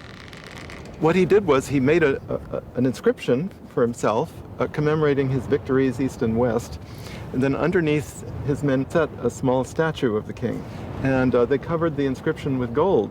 Today you can hardly see it, but in those days it would have been the most conspicuous feature of the mountain. I mean, that's meant to be seen by the gods. Seen by the gods. Of course, no mortal eye could read this from the ground, but that wasn't the point. This was a message to the gods carved on a monument built to impress. Completely covered in gold, it reflected the sun's rays, and it acted like a giant billboard as it telegraphed Taharqa's message for miles around. And this again harked back to Egypt's past, when previous pharaohs had placed gilded capstones on their pyramids and obelisks to harness the potent powers of the sun. Just to the east of Jebel Barkal lies the necropolis of Nuri, where the Kushite king's transformation into Egyptian pharaohs was finally completed. For the dynasty who'd invaded Egypt were now copying Egypt's ultimate symbol. And for the first time in over 1,000 years, the kings who ruled Egypt were buried in pyramids. When the kings made their capital at Memphis, they were living right across the river from the Great Pyramids. Taharqa spent most of his life there and was familiar with the Great Pyramids. And so when he died, he needed a pyramid of commensurate scale. And this, he sort of established this new type, and it was followed by all of his successors. The Kushites eventually built more pyramids here in their Nubian homeland than the Egyptians had built in Egypt. And just as at Giza, Taharqa's pyramid is precisely aligned to its environment.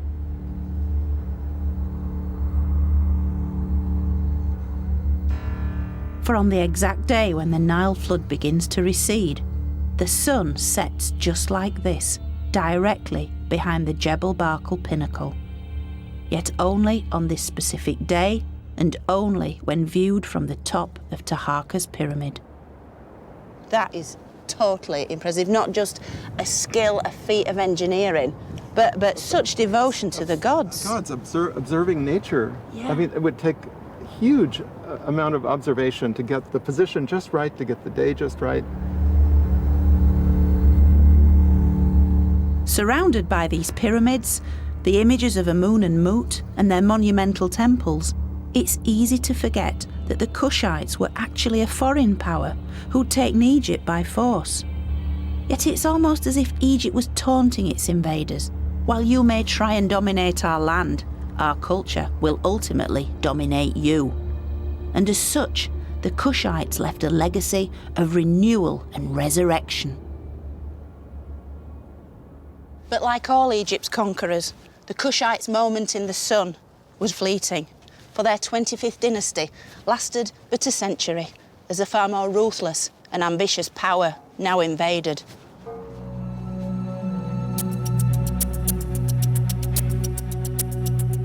In 674 BC, the fearsome Assyrian army marched into Egypt. As ruthless expansionists, they had little interest in Egyptian culture. They graphically demonstrated their contempt by sacking the sacred city of Thebes.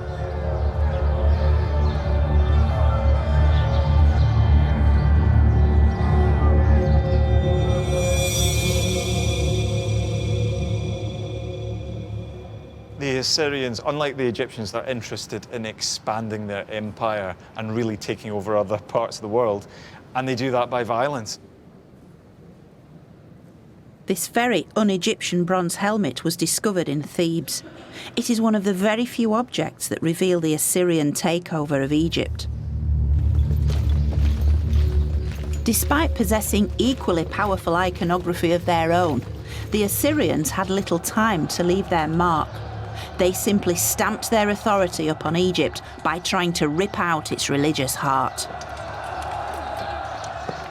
This holy complex, this really huge sacred space, had never been attacked in Egyptian history. And so for a mob to damage the temple, to damage statues perhaps, to damage precious things would really have been absolute anathema to the Egyptians. What's really striking is it's obviously not an Egyptian item, but the Egyptians didn't even wear helmets, did they? They relied on their thick hair, didn't they? So for me, it really evokes a completely alien image. I mean, the Assyrians, war was their business, wasn't it?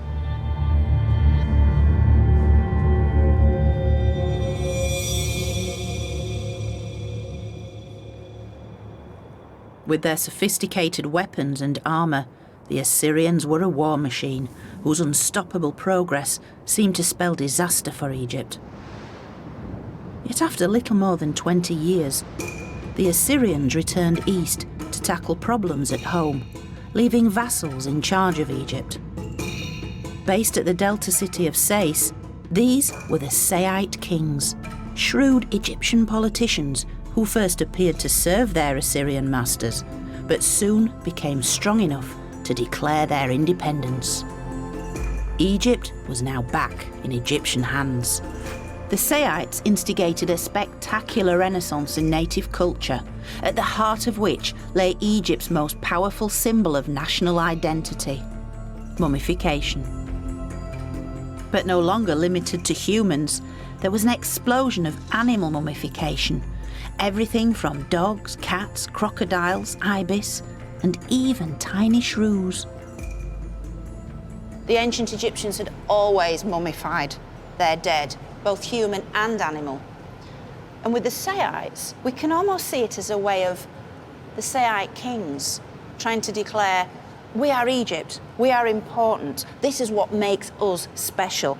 No one else in the ancient world could mummify like the Egyptians, and so they rolled it out a millionfold.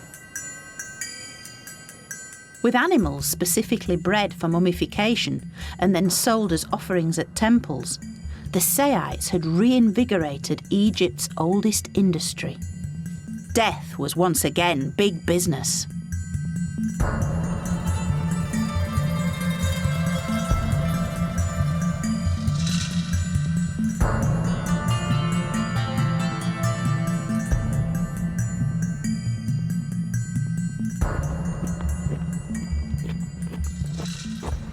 Now, this might look pretty silly, but around 2,000 years ago here at Saqqara, this would have been a very common sight.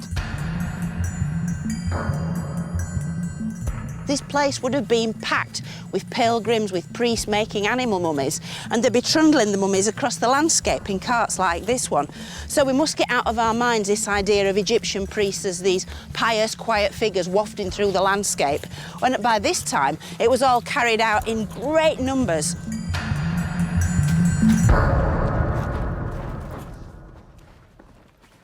And it was Egypt's endless ability to reinterpret its core beliefs that was the key to its longevity. For millennia, the Egyptians had believed that the pharaoh was a living god who embodied the soul of Egypt. When the king died, their soul lived on in their mummified body, which must be kept safe to guarantee the continuity of Egypt. So they'd always buried their rulers in the safety of pyramids or elaborate rock-cut tombs.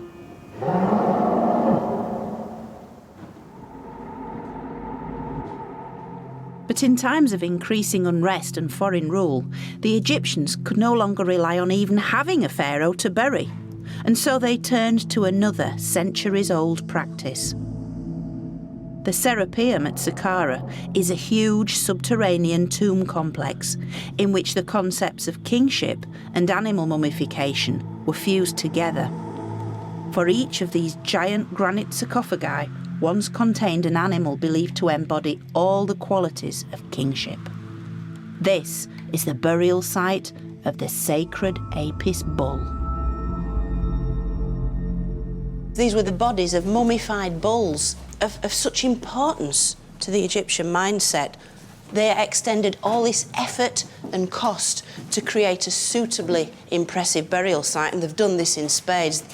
As one bull dies and is mummified and buried, the other one is then worshipped in life, and at death mummified and buried again. And so there's a real progression. The cult of the Apis bull dates right back to the beginning of Egyptian history, and it's closely linked to the pharaoh. It was believed that when the sacred bull died, it became one with Osiris, the god of the afterlife, and so became an Osiris Apis, or Serapis for short. And these sacred bulls became hugely important under the Setites.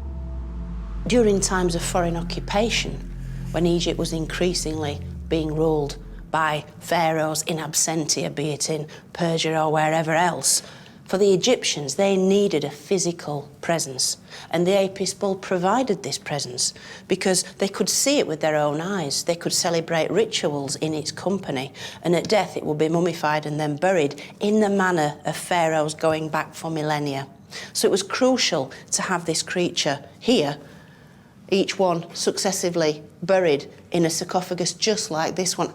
We're looking at some serious devotion to this sacred creature and everything it represented for Egypt. In many ways, the Serapeum is Egypt writ large, in which its core beliefs are taken to extremes. Being down here really makes you feel minuscule. You realise you're now walking amongst the gods. Words fail me, frankly, because of the enormity of it all, but that was the thing. That was the skill of the Egyptians. They batter you over the head with this idea of the colossal, the monumental, the spectacular. Yet the Egyptians' devotion to the Apis bull had left them vulnerable. By embodying the power of Egypt within a single living animal, they had created an easy target.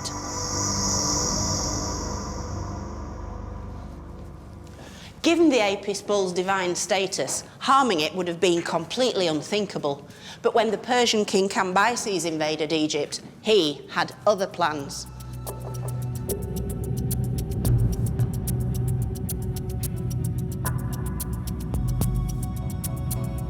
The Persian Empire is swept west, taking all before it, and then into Egypt itself. The Persian king Cambyses entered Egypt in 525 BC and destroyed the Seti dynasty. Much like the Assyrians, the Persians were ruthless expansionists, chiefly interested in enlarging their empire. And Cambyses seemed to have trampled all over Egypt's ancient traditions. Having taken Egypt by force, Cambyses burnt the mummy of the previous Setite pharaoh before stabbing the Apis bull, which slowly bled to death. And by doing this, Cambyses was sending a very clear message to the Egyptians: I am now in charge.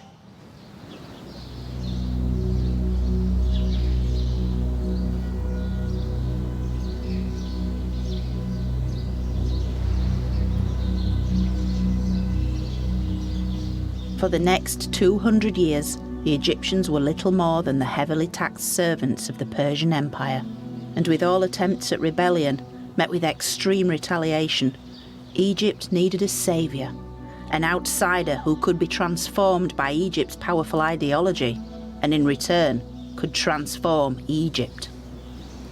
Enter the Macedonian Superman. Enter Alexander the Great.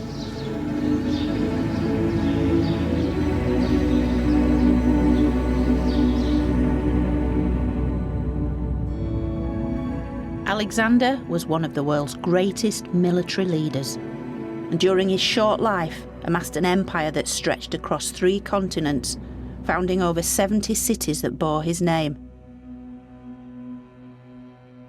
After his initial defeat of the Persian king, Alexander marched unopposed into Egypt in 332 BC.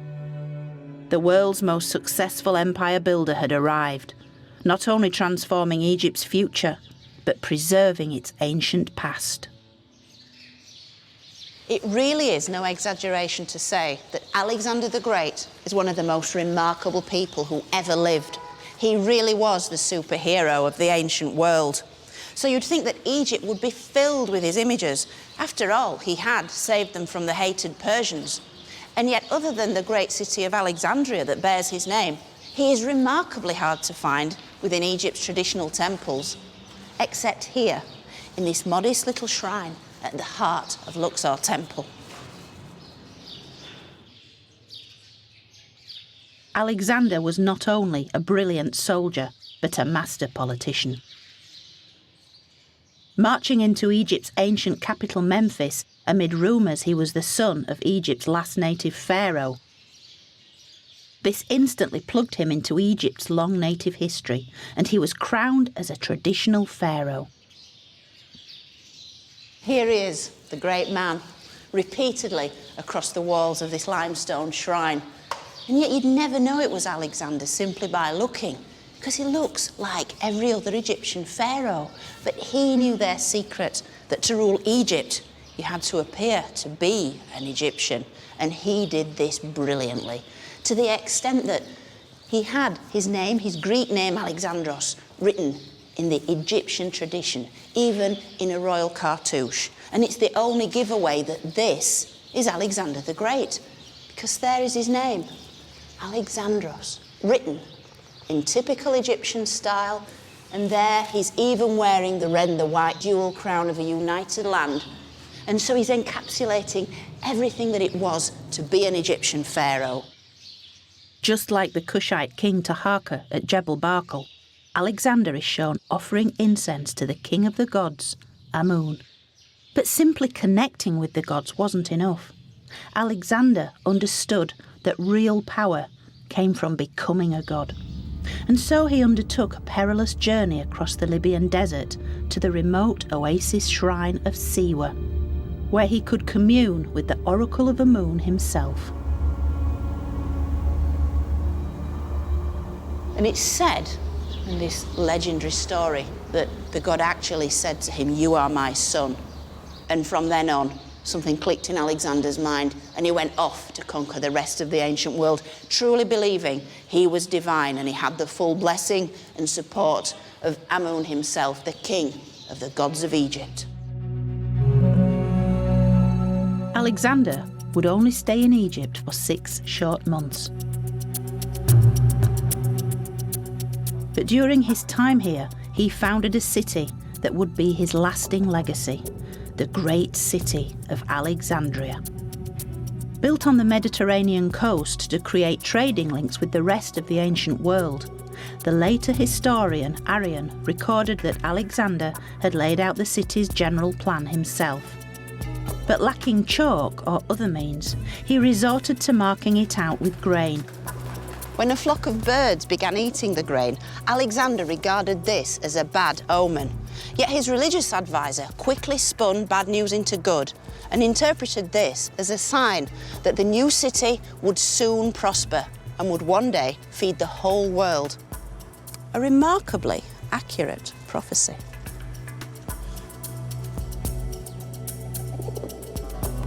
For within a very few years, Alexandria would not only be Egypt's new capital, but the greatest city on earth.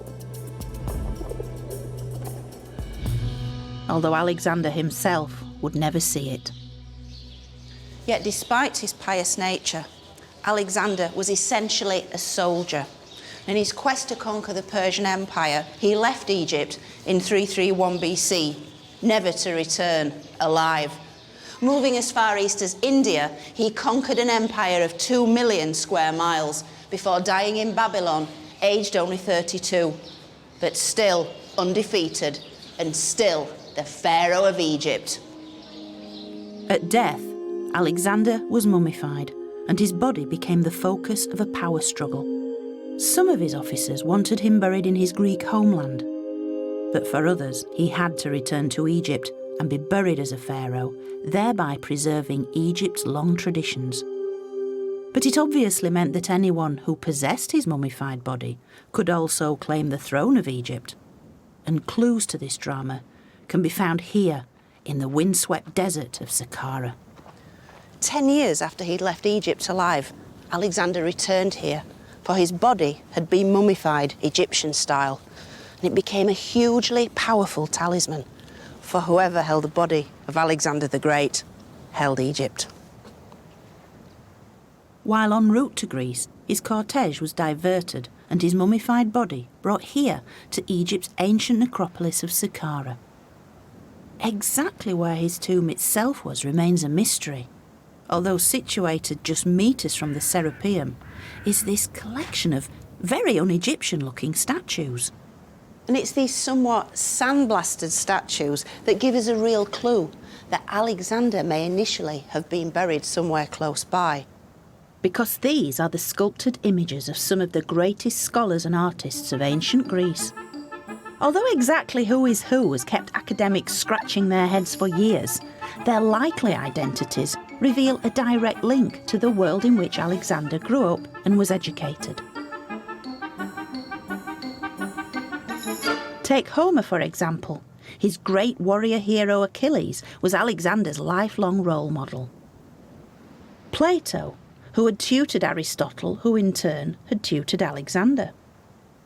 And Pindar, whose poetry had praised Alexander's Macedonian ancestors. As for who placed these statues here, the most likely candidate is Alexander's general and probable half-brother, Ptolemy. For by burying Alexander here, close to Egypt's ancient capital Memphis, Ptolemy could legitimise his own takeover of Egypt. And by laying claim to Alexander's body and to Egypt, he founded the dynasty named after himself, the fabulous and outrageous Ptolemies. Ruling Egypt for the last 3 centuries BC, the Ptolemaic dynasty would be Egypt's final flowering. 15 male kings all named Ptolemy, with their female co-rulers, half of whom were called Cleopatra. Macedonian Greek by descent, their dynasty would bring Greek style, culture, knowledge and fabulous wealth into Egypt, while at the same time immersing themselves in Egypt's irresistible religion and customs. They were very, very sensitive to the cultural practices and the religious sensibilities of the Egyptians. They knew that to control this ancient land of Egypt, they had to tap into what made Egypt powerful, what made Egypt special. They wore the right clothes, the right crowns, they built the right temples, they worshipped the right gods. And the Ptolemies relocated Egypt's capital from Memphis to their new super city, Alexandria.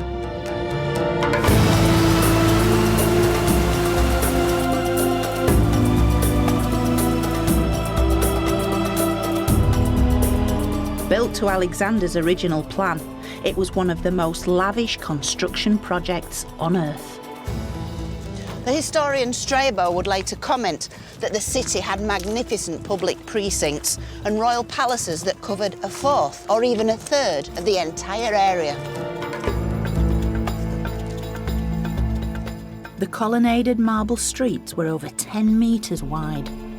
There were public baths, a huge gymnasium, and one of the greatest wonders of the ancient world, the 135-metre tall Pharos lighthouse that guided ships safely into port. And at the centre of the city, Alexander himself, whose mummified body had been exhumed from Saqqara and brought here.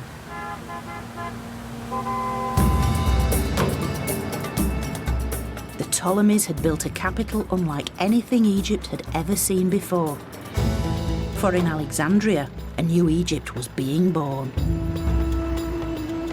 The creation of Alexandria and the great influx of immigrants gave it a freshness, a vivacity, and really kind of transformed the ancient culture. Whereas previously, Egyptian civilization had developed along the Nile and in many ways was quite inward-looking, quite insular. I think the fact that Alexandria was open to so many diverse influences, religiously, culturally, and this gave it a real air of tolerance. I think I'd have felt very at home here. There's a real sense of culture and learning and appreciation of life. Today, Alexandria is the largest city on the Mediterranean, stretching for over 20 miles along the coast. As Egypt's largest seaport, it caters for over 80% of the country's imports and exports, a legacy that reaches directly back to the Ptolemies. Having improved Egyptian agriculture by reclaiming new farmland through increased irrigation, they supplemented the Egyptian staples with new crops such as cotton and better grapes for wine production. And today the markets of Alexandria still buzz with some of the early city's lively cosmopolitan style. Welcome. Shukran gazilan. I'm going to try and find the nearest equivalents to ancient Egyptian delicacies, and these are dates, and the ancient Egyptians used to make pastries and bread from them because they had a very sweet tooth. I think I might have to taste one just for quality control, you understand. See how authentic they are. They are very nice. This is incense in its raw state, and of course this was burnt in temples and in funerary rites. The port city of Alexandria became a huge hub of international trade, establishing routes with Greece, the Middle East, India, and even Britain. And as native Egyptian goods like papyrus and perfume flowed out of the country, new exotic luxuries like spices, silks, and wines poured in. The Greeks loved olives, and so these were imported, and the Egyptians started to grow them. I'll definitely have some of these delicious. Black pepper. We've got to get some black pepper. This is one of the really, really popular things, certainly in Ptolemaic times, because markets had opened up, and certainly as far east as India, and the Greeks went crazy for this stuff.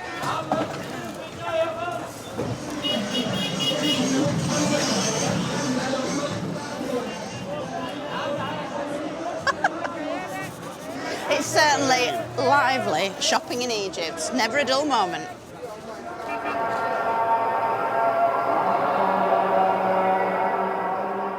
With Alexandria now at the heart of the ancient world, the rest of Egypt benefited too. For determined to honour their adopted country's long history, the Ptolemies undertook a massive temple rebuilding and restoration programme.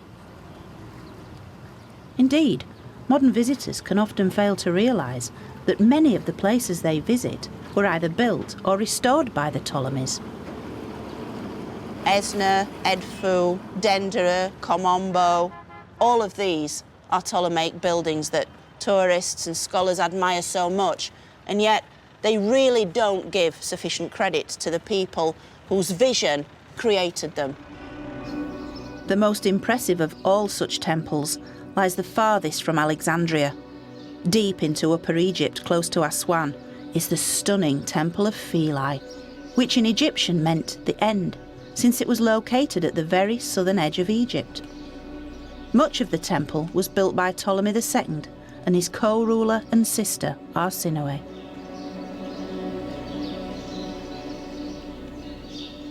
There was a law passed by her husband, Ptolemy, to say a statue of Arsinoe had to be erected in every single temple in Egypt. She had to become its resident goddess. Arsinoe was a powerful female pharaoh associated with the goddess Isis, a role the famous Cleopatra would adopt 2 centuries later. And under the Ptolemies, Philae became a major centre of the Isis cult. And here, in the heart of Philae Temple, Arsinoe's golden statue would have stood side by side with that of Isis, so the walls are full of images of Isis and her fellow gods. According to myth, Isis was responsible for the vital Nile flood, swelling the river as she wept tears of sorrow for her murdered husband Osiris, who she then resurrected. And with its spectacular location, Philae still retains its hugely spiritual atmosphere. I think it's that sense of continuity you really feel when you're up here. You feel like you're at the centre of the world. I suppose for the ancient Egyptians you were. The centre of their religious world. And at this point, which was the heart of ancient Egyptian religion, way into the Christian era, way into the 6th century AD, kind of messes with your head. It's a very, very holy place, this. But while Philae was becoming an increasingly important centre of Egyptian religion, its new capital, Alexandria, had become the leading centre of knowledge. For the Ptolemies created some of the first scholarships, attracting academics from across the world to study a wide range of subjects. Biology, theology, astronomy, geometry, anatomy, philosophy. And of course, my own personal favourite. History. And at the centre of this intellectual hothouse was the famous Royal Library. Up to 500,000 works were once housed within to compete with the famous schools of Plato and Aristotle in Athens. And today that legacy lives on, with Alexandria's striking new library. Ptolemies really did appreciate that knowledge was power, and they wanted that power. So they brought together in this one single place some of the greatest works in human history. The plays of Aeschylus, Sophocles and Euripides, the works of Aristotle the philosopher, the Old Testament scriptures, and all the accumulated knowledge from the temples of ancient Egypt, all brought into this one single building. The Great Library also contained the works of Herodotus, a Greek historian who travelled the length of Egypt over a century before the Ptolemies had come to power. His accounts sum up the Greek fascination with Egyptian society. Not only is the climate different from that of the rest of the world, and the river unlike any other river, but the people also, in most of their manners and customs, exactly reverse the common practice of mankind. For the women attend the markets and trade, while the men sit at home and do the weaving. Indeed, the level of equality of Egypt's women shocked Herodotus, something he vividly records when he witnessed a group of men and women travelling together by boat to the delta city of Bubastis. Some of the women make a noise with clappers, others play the oboe, while the rest of the women and men sing and clap their hands.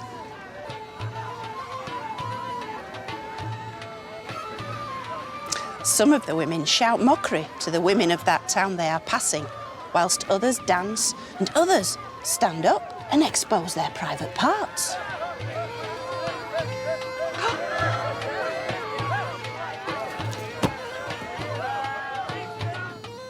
In temples the length of Egypt, the Ptolemies ensured they were portrayed as Egyptian pharaohs, making them almost indistinguishable from their native Egyptian predecessors.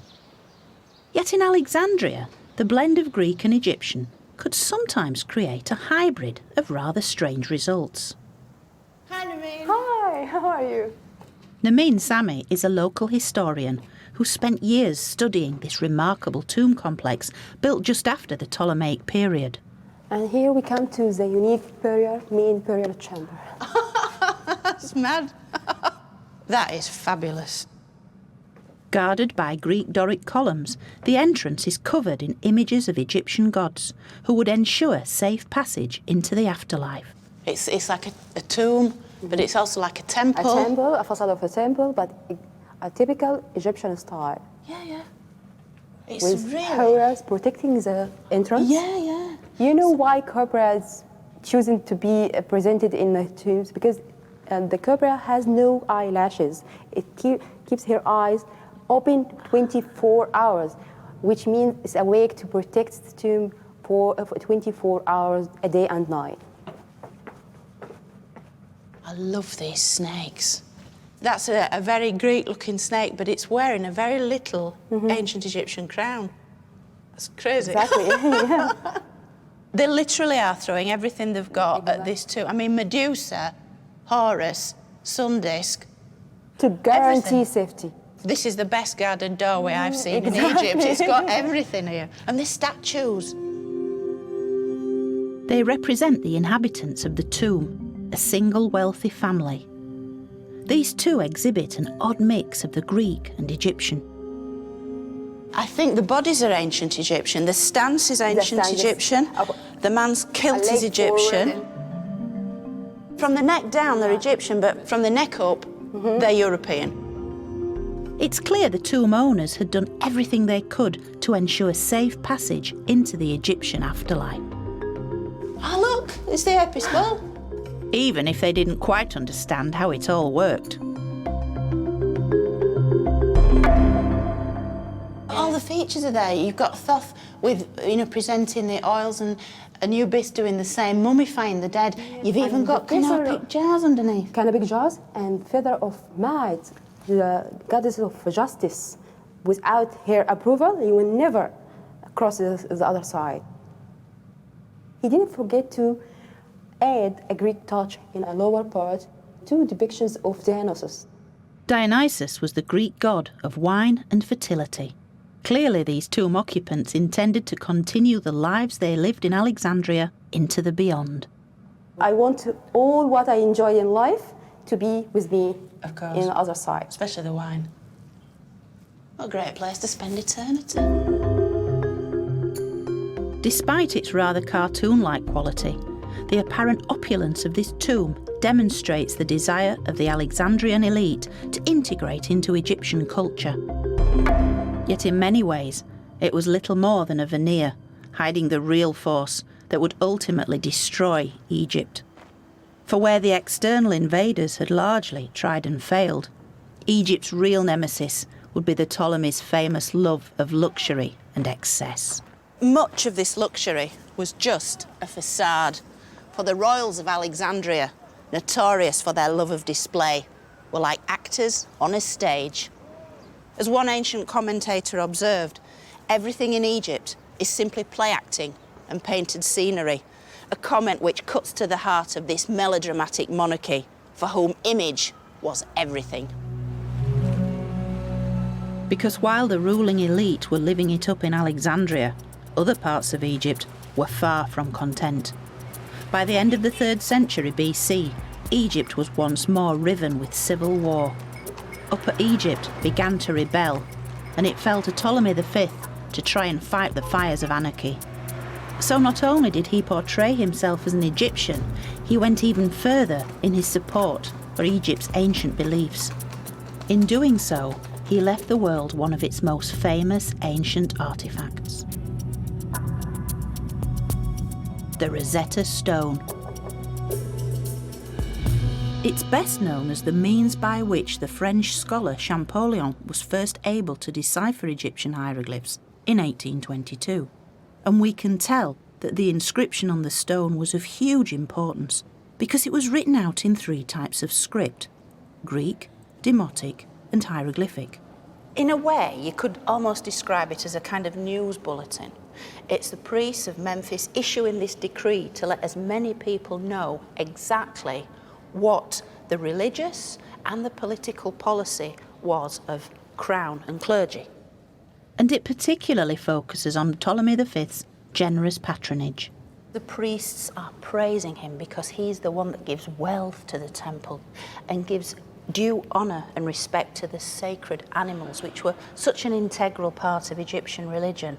The priests really are grateful to their Ptolemaic pharaoh, who they see as wanting to sort of tap in to the ancient Egyptian culture and ancient Egyptian religion, much like Alexander had, much like the Setites had and the Kushites had. They knew that to attain true power, true control in Egypt, you had to do things the Egyptian way. Yet Ptolemy V's philanthropy came at a price. Keeping the peace in Egypt proved cripplingly expensive. So the second half of the Ptolemaic dynasty was riven by debt, corruption, and vicious civil war. Soon the expanding Roman Empire bore down on a divided Egypt. Only the famous Cleopatra stood in their way. In the mould of great Uncle Alexander, she believed herself divine and managed to hold the Romans at bay for over 20 years. But not even the great Cleopatra could prevent the inevitable.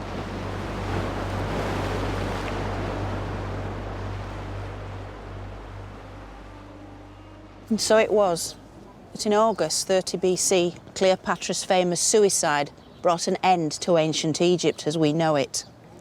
This epic culture, which had lasted for 3,000 years, came to an end in a matter of days when on the 31st of August, Egypt was formally annexed by Rome.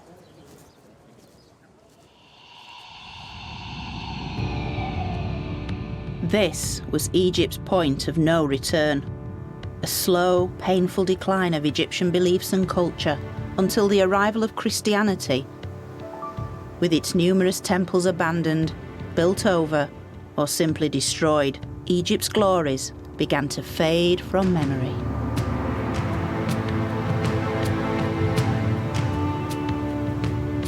But Egypt's great story can now be traced back 20,000 years to the very origins of its magical culture, which had evolved from its unique environment, creating a series of sophisticated beliefs able to unite a country to build great monuments.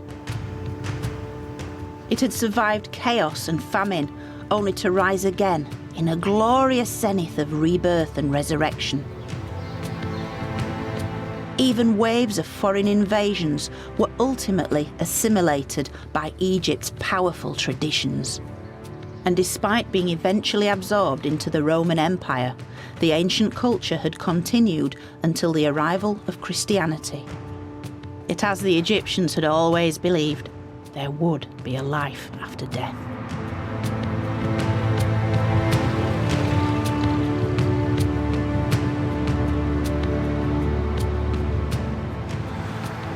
Cleopatra's Needle on London's embankment had lain forgotten in Egypt until the 19th century. But as pioneering Egyptologists began a 200-year process of rediscovery, ancient Egypt was reborn, and this time it went global.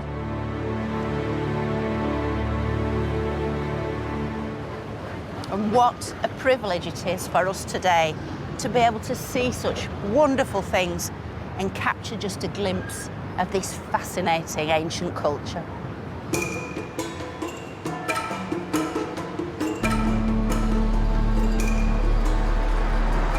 The culture of a people at one with their environment and who captured, through their timeless monuments, their own unique view of the world.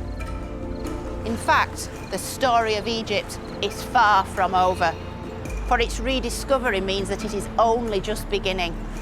And it's the things that made the Egyptians so very special, have ensured that they're now known right across the world, and they've achieved their ultimate goal, to live forever.